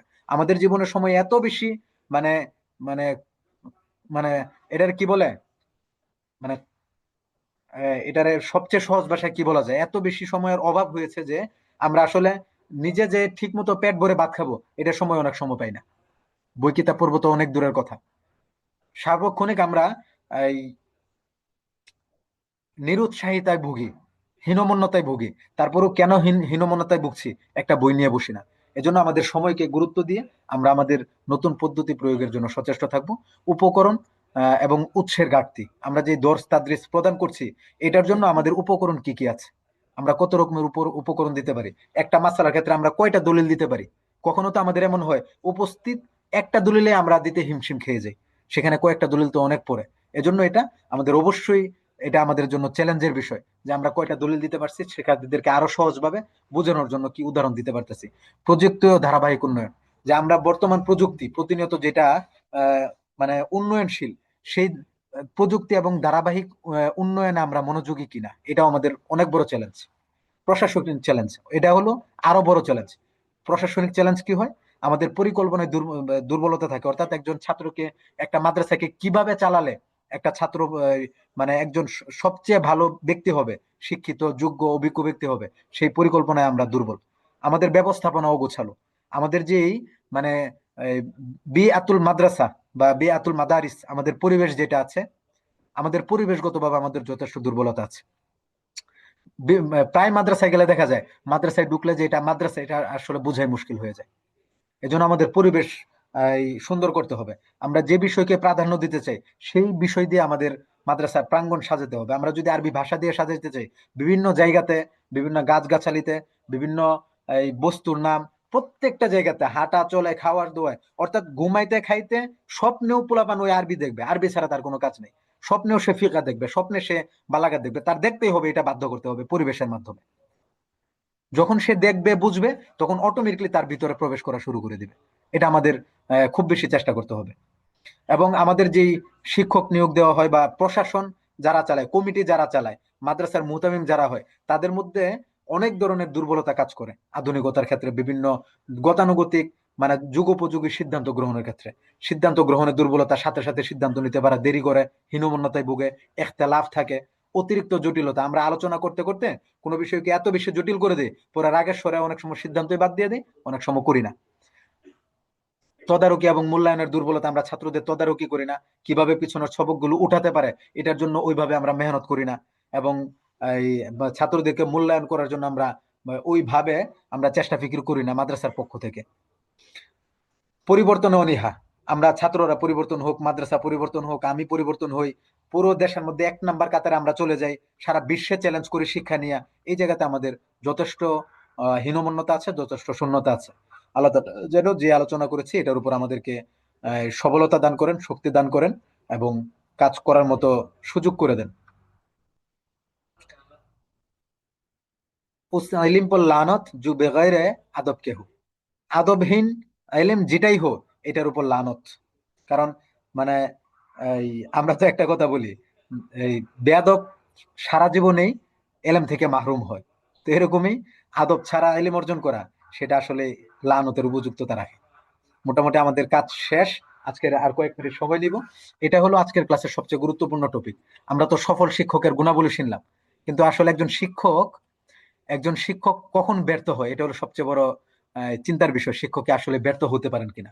একজন শিক্ষক ব্যর্থ হওয়ার কারণ ও লক্ষণ, যে একজন শিক্ষক প্রতিদিন ক্লাসে যান, পড়াচ্ছেনও, কিন্তু তারপরও শিক্ষার্থীরা পড়ে না, শিখে না। এটা প্রায় উস্তাদ, মানে আমার সাথে পরিচিত অনেক উস্তাদ এই অভিযোগ বর্তমানে করেন, যে এই ক্লাসে যায় কিন্তু ছাত্ররা পড়ে না, অমনোযোগী থাকে, বিভিন্ন রকমের সমস্যা। এর কারণ কি? এই সমস্যা কোথায়? এটার প্রতিকার কি? আরেকজন ব্যর্থ শিক্ষক কি করেন? কতজন ছাত্রকে পেছনে ফেলে দেন? এই দুই প্রশ্নে আমাদের এই কয়েকটা লাইন এখানে আসবে। শিক্ষক কেন ব্যর্থ হন? শিক্ষক ব্যর্থ হন যে সকল কারণে, এর মধ্যে একটা হলো উদ্দেশ্যহীনতা, যে শিক্ষক কি পড়াচ্ছেন তিনি নিজেই বুঝেন না। তার উদ্দেশ্য হইলো যে এই এই বেতন কম হইলে উনি ভালো করে পড়াতে চান না। এটা নিতান্তই মুহতামিমদের দোষ, বেতন কম দেওয়া। কিন্তু বেতন কম হোক বা বেশি হোক, আমি যখন আপনার 2021 সালে এই যাত্রাবাড়িতে এক মাদ্রাসাতে পড়াই, তখন বেতন সংক্রান্ত একটা সমস্যা তৈরি হয়। একজন শিক্ষক 8,000 টাকা বেতনে প্রবেশ করে, চাকরিতে জয়েন করে, এখানে থেকে আরেক জায়গাতে চাকরি নিয়ে মানে খোলাখুলি ভাবে সবাইকে জানিয়ে দিয়েছে, এটা নিয়ে প্রচন্ড সমস্যা। সেই সমস্যার সমাধান এভাবে লাস্টে হয়েছে যে, ভাই আপনি তো প্রবেশ করেছেন, জয়েন হয়েছেন সন্তুষ্ট চিত্তে, সন্তুষ্ট না হলে 8,000 টাকা জয়েন হন নাই, সুতরাং চাকরি দেখলে আপনি এখান থেকে চলে গিয়ে দেখবেন। তাহলে বেতন কম হইলেও আমাদের মেহনতে কোনোদিন কম না হওয়া, এটা হলো সবচেয়ে বড় গুরুত্বপূর্ণ বিষয়। প্রস্তুতির অভাব, যে একজন শিক্ষক যখন এই বেতন কমের কারণে ভালোভাবে মেহনত করে না, তখন কিন্তু সে ব্যর্থতায় পরিণত হয়। প্রস্তুতির অভাব, আমরা ক্লাসে যাচ্ছি কিন্তু উপযুক্ত মোতালা নেই, পর্যাপ্ত আমরা প্রস্তুতি নিচ্ছি না, কারণ আমরা চিন্তা করি আজকের দিন কোনো মতো চালিয়ে নিই, আগামীকাল ভালোভাবে প্রস্তুতি নিয়ে বুঝিয়ে দেব। এই যে এক মনোভাব আমাদের, আজকে চালিয়ে নিই কালকে বুঝিয়ে দেব, এই মনোভাব চলতে চলতে আমাদের বছর শেষ, সারা বছরও গেল, ছাত্রও গেল, এই মানে ফোনও গেল, আর কোনো কিছু অর্জিত হইলো না। এই অলসতা আজকে আমাদের জীবন থেকে দূর করে দিতে হবে। একটা শব্দ পড়ালে একটা শব্দ কি পড়ানোর মতো পড়াবো, হক আদায় করার মতো, ইনশাআল্লাহ। প্রেজেন্টেশন দুর্বলতা বা উপস্থাপনা দুর্বলতা, যে আমরা যেই সবকটাকে উপস্থাপন করতেছি, এই উপস্থাপনায় আমাদের দুর্বলতা আছে। যে দুর্বলতার কারণে ছাত্ররা ভালো করে বুঝে না, ছাত্ররা নিতে পারে না, ছাত্রদের জেহান মুনতাসির হয়ে যায়, ছাত্ররা বিভিন্ন রকমের সমস্যার সম্মুখীন হয়।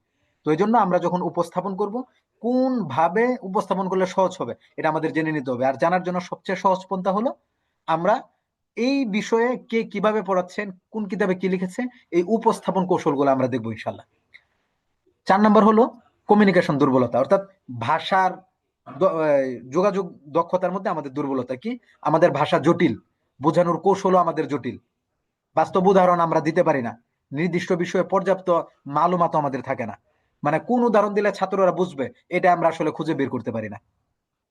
এজন্য আমাদের এই বিষয়গুলোতে খুব বেশি চেষ্টা করতে হবে। যখন আমরা এই কোনো সবক বোঝাতে যাব, বোঝানোর কৌশল আমাদের থাকতে হবে, আমাদের বাস্তব উদাহরণ দিয়ে বোঝানোর চেষ্টা করতে হবে, যেটা সে ছাত্র বুঝবে, এবং পর্যাপ্ত মোতালা নির্দিষ্ট বিষয় আমাদের অবশ্যই থাকতে হবে ইনশাল্লাহ। এবং আমরা মানে সর্বোচ্চ সাহিত্য শব্দের ভাষা দিয়ে আমরা আমরা এই মানে বোঝানোর কৌশল, জটিল ভাষা, আমরা এত বড় সাহিত্যিকতার ভাষা ব্যবহার করি, বিশেষ করে আমাদের মাকামাতা হারিরি আদবের যে কিতাবগুলো আছে, আমরা মনে হয় যে পৃথিবীর সবচেয়ে সেরা আদিব হলাম আমরা, সবচেয়ে বড় ভাষা সাহিত্যিক। এটা কোনো দরকার নেই, একদম সহজ ভাষায় ছাত্রদেরকে আমরা বোঝানোর চেষ্টা করবো ইনশাআল্লাহ। 5 নম্বর হলো ধৈর্যহীনতা বা প্রশ্ন শুনতে না চাওয়া। আমরা প্রচন্ড ধৈর্যহীন, কোনো মতো পড়ে দিয়ে চলে যেতে চাই। যে ছাত্রদের প্রশ্ন শুনতে আমরা বিরক্ত হই, ছাত্রদেরকে প্রশ্ন করার স্বাধীনতা দিই না, তাকে যে কোনো প্রশ্নের স্বাধীনতা আমরা দিই না, যে আমি যা পড়াইছি এটার উপরে প্রশ্ন করো, এর বাইরে তোমার প্রশ্ন করার অধিকার নেই, করলেই তুমি বেয়াদব।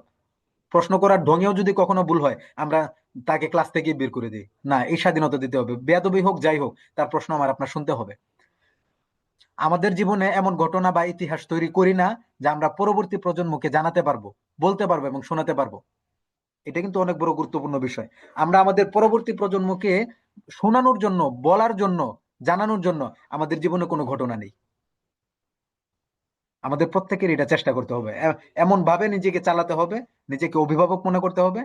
আজকে আমরা যেমন নিজেদের উদাহরণ দিচ্ছি, আমি আপনার জন্য ভবিষ্যতে মানুষের কাছে উদাহরণ দিতে পারি, হ্যাঁ আমি এইটা করেছি, আমি এইভাবে করেছি, আমি ওইভাবে করেছি। আলহামদুলিল্লাহ, ইনশাল্লাহ আমাদের অনেক বেশি উত্তরণ হয়ে যাবে। আমি এই কথাটা আবারও বলছি, আমাদের জীবনে এমন ঘটনা বা ইতিহাস তৈরি করি না আমরা আমাদের জীবনে, যেই ঘটনা আমরা আমাদের পরবর্তী প্রজন্মকে, আমাদের সন্তান, আমাদের ছাত্র, আমাদের পরবর্তী যুগ, তাদেরকে আমরা জানাতে পারবো, আমরা বলতে পারবো, আমরা শোনাতে পারবো। এটার প্রতি আমাদের ফোকাস করতে হবে, ভালোর মাধ্যমে। শৃঙ্খলার অভাব, আমরা সময়ের প্রতি মনোযোগী না, এবং ক্লাস নিয়ন্ত্রণে ব্যর্থতা, এটা আমাদের ক্লাস ম্যানেজমেন্টে আরো বিস্তারিত আলোচনা হবে। সময়ের সাথে সাথে নিজেদেরকে আমরা আপডেট রাখি না, পড়ানোর কৌশল, ধরন, ছাত্রদের চিন্তার পরিবর্তন, সময়ের পরিবর্তন ইত্যাদি বিষয়ে কোন রকমের কোনো আপডেট রাখি না, যে ছাত্রের মন মানসিকতা পরিবর্তন হয়েছে কিনা ইত্যাদি, কি কি বিষয়, এটার বিষয়ে আমরা কোন রকমের চিন্তা ফিকির করি না।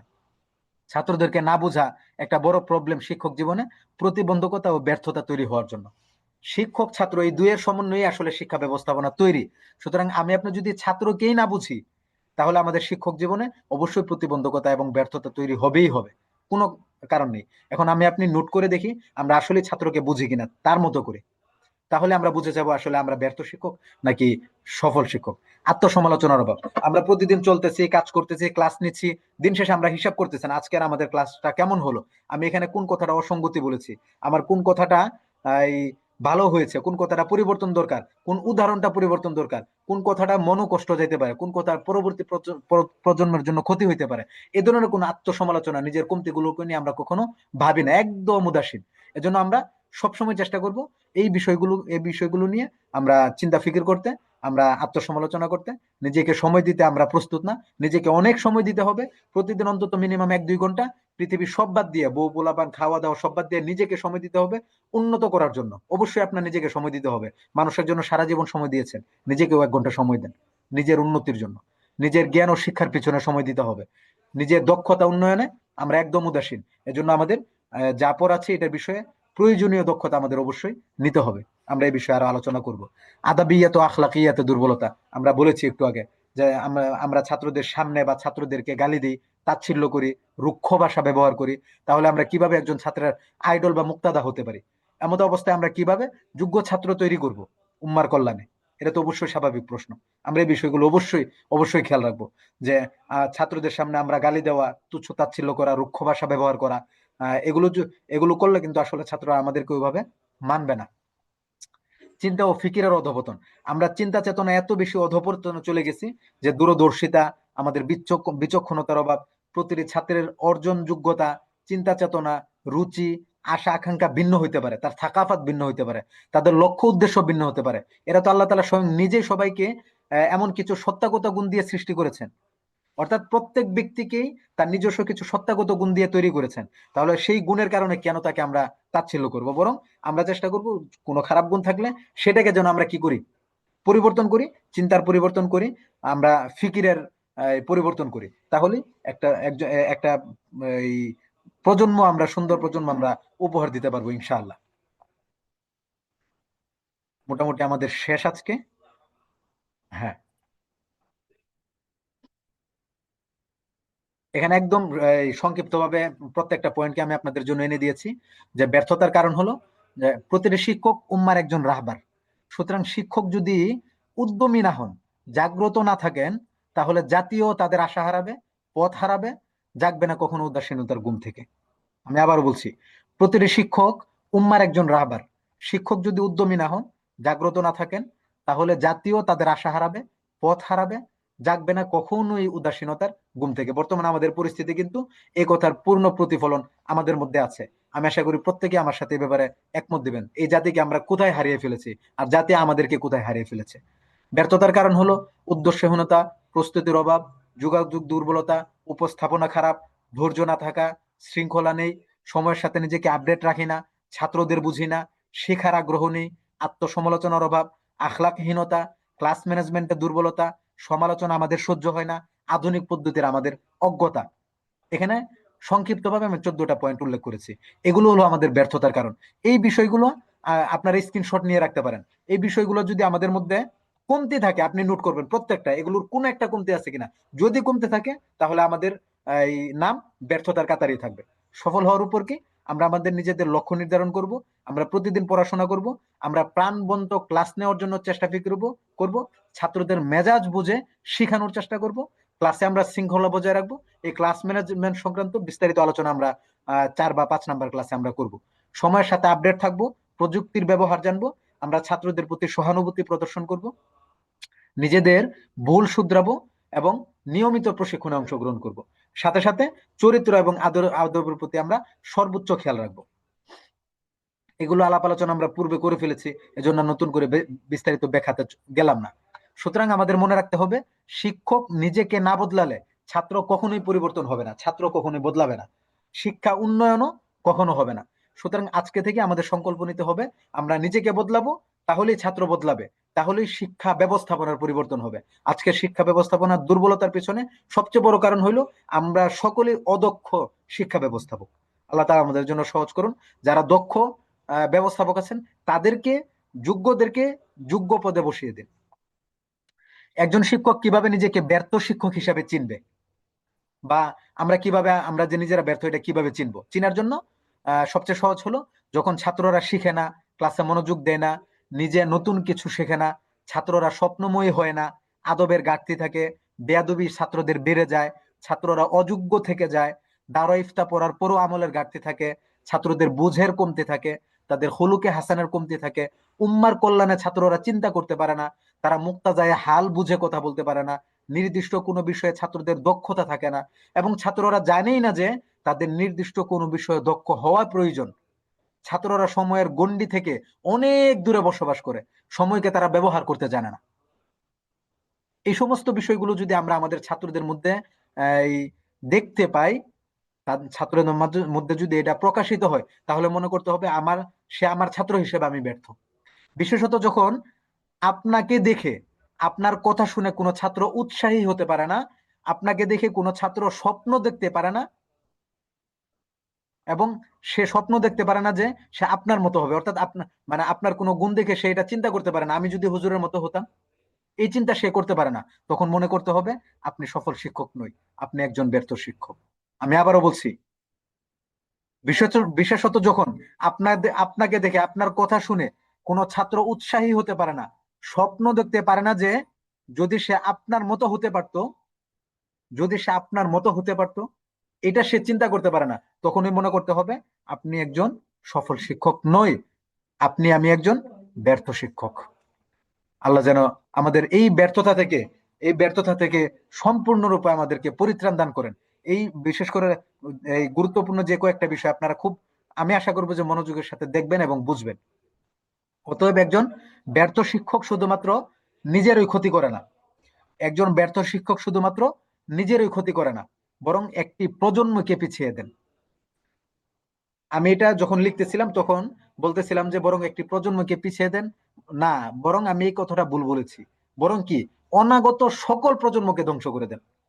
একজন ব্যর্থ শিক্ষক শুধুমাত্র নিজের ক্ষতি করে না, বরং একটি প্রজন্মকে পিছিয়ে দেয়।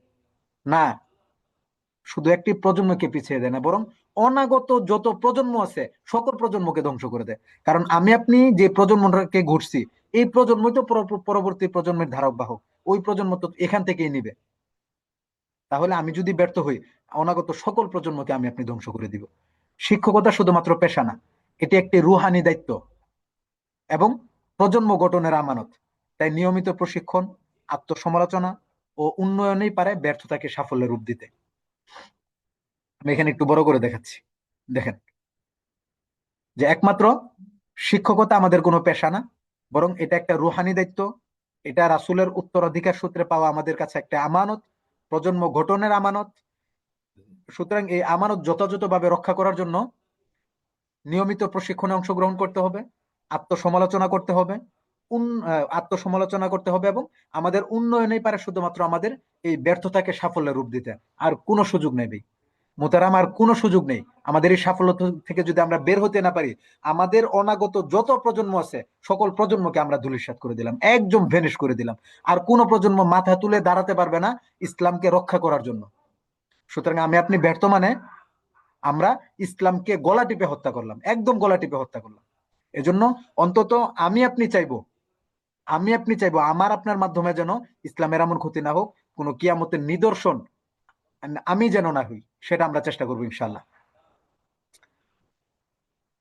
সুতরাং সর্বশেষ কথা হলো মোহতারাম, অনেক কষ্ট দিচ্ছি আপনাদেরকে, যে हर मुअल्लिम और मुअल्लिमा को चाहिए कि अपने अंदर वो सिफत पैदा करे जिनको अपना करवा हकीकतन खैर बन सकता है। যে প্রত্যেক মুআল্লিম এবং মুআল্লিমার জন্য উচিত নিজের ভিতর এমন সকল সিফাত এবং গুণাবলীকে এই উপস্থিত করা এবং নিজের ভিতরে অর্জন করা, যেগুলোর মাধ্যমে বাস্তব শিক্ষক হিসেবে নিজেকে রূপদান করতে পারে। মানুষ যেন তার নাম নিলে চিন্তা করে সে একজন শিক্ষক। যেমন রাসূল সাল্লাল্লাহু আলাইহি ওয়াসাল্লামের ব্যাপারে সাহাবায়ে কেরাম একদম কোনো মন্তব্য ছাড়া বলে দিয়েছেন, ওনার মতো সর্বোত্তম শিক্ষক আর জীবনে কখনো দেখি নাই, ভবিষ্যতেও নেই, এই এই অতীতেও নেই। আমি আশা করছি বিষয়টা আপনাদের কাছে উপস্থাপন করতে পেরেছি। সুতরাং আমরা চেষ্টা করব যে সমস্ত আলাপ আলোচনাগুলো করেছি এগুলোকে সামনে রেখে যেন আমরা নিজেদেরকে পরিবর্তন করতে পারি, প্রজন্ম গঠনের আমানত আজকে থেকে আমরা নতুন মিশন নিতে পারি। আমার আপনার মাধ্যমে যেন অনাগত কোনো প্রজন্ম ধ্বংস না হয়, ইসলামের গলা টিপে যেন আমরা হত্যা না করি, শিক্ষা ব্যবস্থাপনা যেন আমরা ধ্বংস করে না দিই আমাদের ব্যর্থতার কারণে। আমি আশা করছি আমাদের এখানে যারা অংশগ্রহণ করেছেন প্রত্যেকে আলহামদুলিল্লাহ একজন সফল শিক্ষক। আমরা শুধুমাত্র একটু মুজাকারা করলাম, আমরা একে অপরের সাথে একটু মত বিনিময় করলাম। আমি আশা করছি আপনারা, আমি যা কিছু বলেছি, ছোট মানুষ, আপনারা আমার কোনো কথায় কষ্ট নেবেন না, এবং কষ্ট দেওয়ার জন্য আমি আসলে কোনো কথা বলি না, নিজের আক্ষেপ থেকে অনেক কথা চলে এসেছে, এবং আমাদের বর্তমান পরিবেশ পরিস্থিতি দেখে দেখে আমি অনেক কথা বলেছি। এজন্য যাই কিছুই বলেছি আমরা আমাদের নিজেদের কল্যাণ চিন্তা করে এবং পরস্পর মোজাকারার জন্যই বলেছি। আলহামদুলিল্লাহ, আপনাদের জন্য আপনাদেরকে অসংখ্য অসংখ্য জাযাকাল্লাহ, আহসানাল জাযা, আল্লাহ তাআলা আপনাদেরকে উত্তম প্রতিদান দান করুক। এত সময় আপনারা আমার সাথে বসে আছেন। এখন অল্প সময়ের মধ্যে আপনাদের কিছু আহ, মতামত আমরা শুনবো। সাব্বির ভাই, সবাইকে একটু কষ্ট করে এই আনমিউট হওয়ার অপশনটা চালু করে দিলে ভালো হয়। দিয়েছি স্যার। জি, জাযাকুমুল্লাহ। মোহতারাম, আপনাদের মূল্যবান মতামত, যে এই পাগল বেটাটা তখন কি বললো এটার উপর আপনারা একটু মতামত দিবেন। আসসালামু আলাইকুম ওয়া রাহমাতুল্লাহি ওয়া বারাকাতুহু। ওয়ালাইকুম আসসালাম ওয়া রাহমাতুল্লাহি ওয়া বারাকাতুহু। মোহতারাম, জি কেমন আছেন? উস্তাদ, জি আলহামদুলিল্লাহ। বিগত আজকে তৃতীয়তম দর্স হলো, আলহামদুলিল্লাহ। বিগত দুই দর্সের তুলনায় আজকের বিষয়বস্তু ছিল আমাদের একদমই মানে ফোকাস পয়েন্ট, এবং আজকের কথা প্রত্যেকটি লাইন মনে হচ্ছে যেন আপনার মুখ থেকে মুক্তা ঝরছে, এবং এত সুন্দর করে গোছানো কথা। আপনিও যদিও বলতেছেন যে বকবক করছেন, আমার কাছে মনে হয়নি, আমার কাছে মনে হয়েছে প্রত্যেকটা শব্দে প্রত্যেকটা লাইনে আমাদের অনেক দামি দামি কথা আছে, যদি আমরা এইগুলোকে মূল্যায়ন করতে পারি। এবং দৃষ্টিভঙ্গির পরিবর্তন তো অবশ্যই হচ্ছে, শিক্ষাও হচ্ছে, আলহামদুলিল্লাহ। আশা করি আমার আরো যারা সহপাঠী বৃন্দ এখানে আছেন, সহকর্মী বৃন্দ, আপনারা উপকৃত হচ্ছেন। আমি আমার কথা বলছি, আলহামদুলিল্লাহ আমি বেশ উপকৃত হচ্ছি। আমি এই আমার জীবন এই ক্লাসে অনেক পরিবর্তন আসছে, এবং অনেক চিন্তার ঘাটতি ছিল, সেগুলো আমি সংশোধন করছি আজকের কথায় বা আজকের ক্লাসের একটা চুম্বক অংশ আমি এখানে উল্লেখ করতে চাই। খুব সুন্দর কথাটা, যে ছাত্রদের অতীত থেকে ভুল সংশোধন করে বর্তমানে, আহ, অতীত থেকে শিক্ষা নিয়ে বর্তমানকে সংশোধন করে ভবিষ্যৎ সাজিয়ে দেওয়া। চমৎকার একটি বাণী, আলহামদুলিল্লাহ, এটা শিখলাম আমি। জাযাকুমুল্লাহ আহসানাল জাযা। আহ, আপনাকে আসলে জাযা তো আপনি আমাকে দিবেন, সেই হিসাবে আপনারা, আমি জানি আপনারা আলহামদুলিল্লাহ অনেক বড় মাপের মানুষ, আপনাদের থেকে শুনে ভালো লাগলো, আমরা উৎসাহিত হই। আল্লাহ তাআলা সম্পূর্ণ কল্যাণ আপনাদের সাথে সাথে আমাকেও দান করো। জি, আর কোনো ভাই আছেন? আপনাদের মতামত অবশ্যই ব্যক্ত। আসসালামু ওয়ালাইকুম আসসালামু আসসালাম আলাইকুম ওয়া রহমতুল্লাহ। রাহমাতুল্লাহ। জি, আমি তো মতামত বলতে গত 2 ক্লাস থেকে আজকে মনে হয়েছে যে আমার গুরুত্বপূর্ণ কিছু পয়েন্ট আমি খুঁজে পাইছি, আলহামদুলিল্লাহ। জাজাকুমুল্লাহ। আশা করি যে সামনের ক্লাসগুলো আমাকে উপকার দিবে। এখন আমার একটা প্রশ্ন থাকছিল যে সময়ের সাথে নিজেকে আপডেট না রাখার যে প্রবলেমটা, এখন নিজেকে সময়ের সাথে আপডেট রাখার উপায় কি থাকতে পারে? পরে 11 নম্বর 14 নম্বর আর একটা কথা আছে, আধুনিক পদ্ধতির অজ্ঞতা। জি, এখন আধুনিক পদ্ধতির অজ্ঞতা কাটিয়ে ওঠার উপায় কি থাকতে পারে একটু যদি বলতেন। দুইটা, জি। একটা হলো সময়ের সাথে নিজেকে আপডেট করার উপায় কি, আর একটা হলো আধুনিক পদ্ধতির অজ্ঞতা দূর করা। আচ্ছা, এটা মোটামুটি আমরা আলোচনা করে ফেলেছি। আমি আবারও বলছি যে সময়ের সাথে সাথে আপডেট করা হলো যে আপনি যে বিষয়টাতে কাজ করতেছেন, আমি কিন্তু বলেছিলাম যে লক্ষ্য নির্ধারণ করা। আপনি যে বিষয়টাতে কাজ করতেছেন, জি জি দেখেন গতকালকে যে বইটা আসছিল, রাসূল সাল্লাল্লাহু আলাইহি সাল্লামের জামানা থেকে আজকে পর্যন্ত কিতাবের পরিবর্তন আসছে। নবম শতাব্দীকে তাফসীরের ক্ষেত্রে স্বর্ণযুগ বলা হয়। এভাবে জি প্রতিনিয়তই কিন্তু আমাদের দর্স তাদরিসের যে এই পরিবেশ পরিস্থিতি আছে, এটা কিন্তু পরিবর্তন হয়। ছাত্রদের মেজাজ পরিবর্তন সময়ের সাথে সাথে পরিবর্তন হয়। এই জন্য আজকে আমি ছাত্রকে কিভাবে পড়াবো এটার সাথে চিন্তা করা, এবং এটার জন্য সবচেয়ে সহজ হলো পিছনে যত কিতাব আছে তো মোতালা করেছি, যে কোনো সময় নতুন কিতাব যখন যেটা আসবে এটাকে সবার আগে মোতালা করার চেষ্টা করা। যে কোনো নতুন কিতাব আসুক সেটা মোতালা করার চেষ্টা করা, সবচেয়ে বড় সহায়ক হলো এটা। যে কোনো নতুন কিতাব সামনে আসুক, যেমন আমাদের বড়রা যারা আছে তাকে ওসমান হাফিজাউল্লাহ সহ প্রত্যেকেই ভালো ভালো কিতাব লিখছেন এবং লিখে যাচ্ছেন সময়ের পরিবর্তনে, সেগুলোকে আমরা অবশ্যই অনুসরণ করতে হবে। তাহলে সময়ের সাথে সাথে যে আপডেট স্কিল এটা চলে আসবে। আরেকটা হলো সময়ের সাথে সাথে পরিবর্তন আধুনিকতা, সেটা হলো যে বর্তমান ডিজিটাল যুগ, আপনাকে এআই সম্পর্কে জানতে হবে। বর্তমান কোন জিনিসের মূল্যায়ন সবচেয়ে বেশি, এটা আমাকে আপনাকে বুঝতে হবে। বর্তমান ইংলিশের মূল্যায়ন বেশি, আমরা ইংলিশের ব্যাপারে ফতোয়া দিতে পারবো না, তোমরা শিখো না। বর্তমান সময়ে জেনারেল এটার মূল্যায়ন আছে, কখনোই বলতে পারবো না তুমি জেনারেল সার্টিফিকেট নিবা না, বরং আমি আপনাদেরকে বলবো যে আপনারা নিজ উদ্যোগে ছাত্রদেরকে জেনারেল সার্টিফিকেটের ব্যবস্থাপনা করে দেন। এটা হলো সময়ের সাথে সাথে নিজেদের পরিবর্তন করা এবং ছাত্রদের জন্য নতুন কিছুর সংযোজন করা। আমি আশা করছি বিষয়টি আমি বোঝাতে পেরেছি। জি জি আচ্ছা, বুঝতে পারছি। জাযাকুমুল্লাহ জাযাকুমুল্লাহ খাইরান। আহসানুল্লাহ। জি, আর কোনো ভাই আছেন? আমরা আজকের ভিডিওটা তো পাবো ইনশাল্লাহ, আশা রাখি না? অবশ্যই অবশ্যই পাবেন ইনশাল্লাহ। আর কোনো ভাই আছেন? আপনারা তো সিরিয়াল ধরার কথা কথা বলার জন্য কমিউনিকেশন পড়েছেন, এখানে স্কিল ডেভেলপের জন্য আমরা কথা বলা দরকার।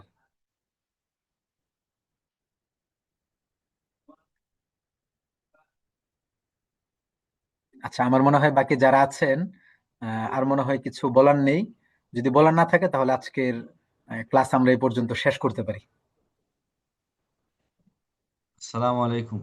ওয়ালাইকুম সালাম রহমতুল্লাহ। আবু হানিফ ভাই, ভালো আছেন? আল্লাহ তাআলা ভালো রেখেছেন আলহামদুলিল্লাহ।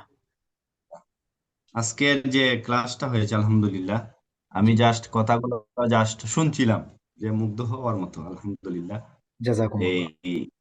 প্রথম ক্লাসে হয়তো প্রথম ব্যাচের একজন ভাই কিছু কথা বলেছিলেন যে উনার অনেক বছরের শিক্ষকতার অভিজ্ঞতা, আর উনি যখন প্রথম ব্যাচে ভর্তি হয়েছেন এবং ক্লাসগুলো যখন উনি করেছেন, তো উনি বলেছিলেন যে আমার এত বছরের শিক্ষকতার এই অভিজ্ঞতা সবকিছুই যেমন বৃথা গেল। আমি যদি আগেই যদি এই শিক্ষক প্রশিক্ষণ এই কোর্সটা আগেই করতাম তাহলে হয়তো অনেক বেটার হতো। আমি প্রথমে শুনছিলাম যে হয়তো এরকম সম্ভব হতে পারে, যে আমি প্রশ্নবোধক নিজেকে নিজে প্রশ্ন করলাম যে আদৌ কি এটা সম্ভব। উনি এত বছরের শিক্ষকতার অভিজ্ঞতা এই তুচ্ছ মনে করলেন উনি যখন ক্লাসগুলো করছিলেন। আলহামদুলিল্লাহ আজকে আমি এই উদ্দেশ্যগুলো খুঁজে পেলাম। আলহামদুলিল্লাহ, ইনশাআল্লাহ আমি চেষ্টা আছি। একটু দোয়া করবেন উস্তাদজি। জাযাকুমুল্লাহ আহসানাল জাযা। আল্লাহ তাআলা আপনাকে সহ আমাদেরকে উত্তম জাযা দান করুন। যা কিছু আলোচনা করেছি এটার মধ্যে আন্তরিকতা দান করুন, খুলুসিয়াত দান করুন। সবকিছুর সমন্বয়ে যেন আল্লাহ তাআলা আমাদেরকে সুন্দর একটি জীবন দান করেন, নতুন একটি প্রজন্ম গড়ে দেওয়ার তৌফিক দান করেন। এটাই আপনাদের কাছ থেকে সবচেয়ে বড় চাওয়া আমার আমার জন্য, এবং বিশেষ করে আমার জন্য সামান্য একটু দোয়া এটুকু চাইবো। আল্লাহ তাআলা যেন আমাকে ভালো মানুষ বানিয়ে দেন এবং উত্তম এই এই খুলুকে হাসান দান করেন। এটুকু আপনাদের কাছ থেকে আমি দোয়া চাই, আর কিছু না হলে অন্তত মিনিমাম এটুকু যে আল্লাহ তাআলা যেন আমাকে ভালো বানিয়ে দেন এবং খুলুকে হাসান দান করেন। জি আমিন। ইনশাল্লাহ। জাযাকুমুল্লাহ আহসানাল জাযা। ওমা তৌফিক ইল্লা বিল্লাহ ওমা আলাইনা ইল্লাল বালাগ। আসসালামু আলাইকুম ওয়া রাহমাতুল্লাহি ওয়া বারাকাতুহু।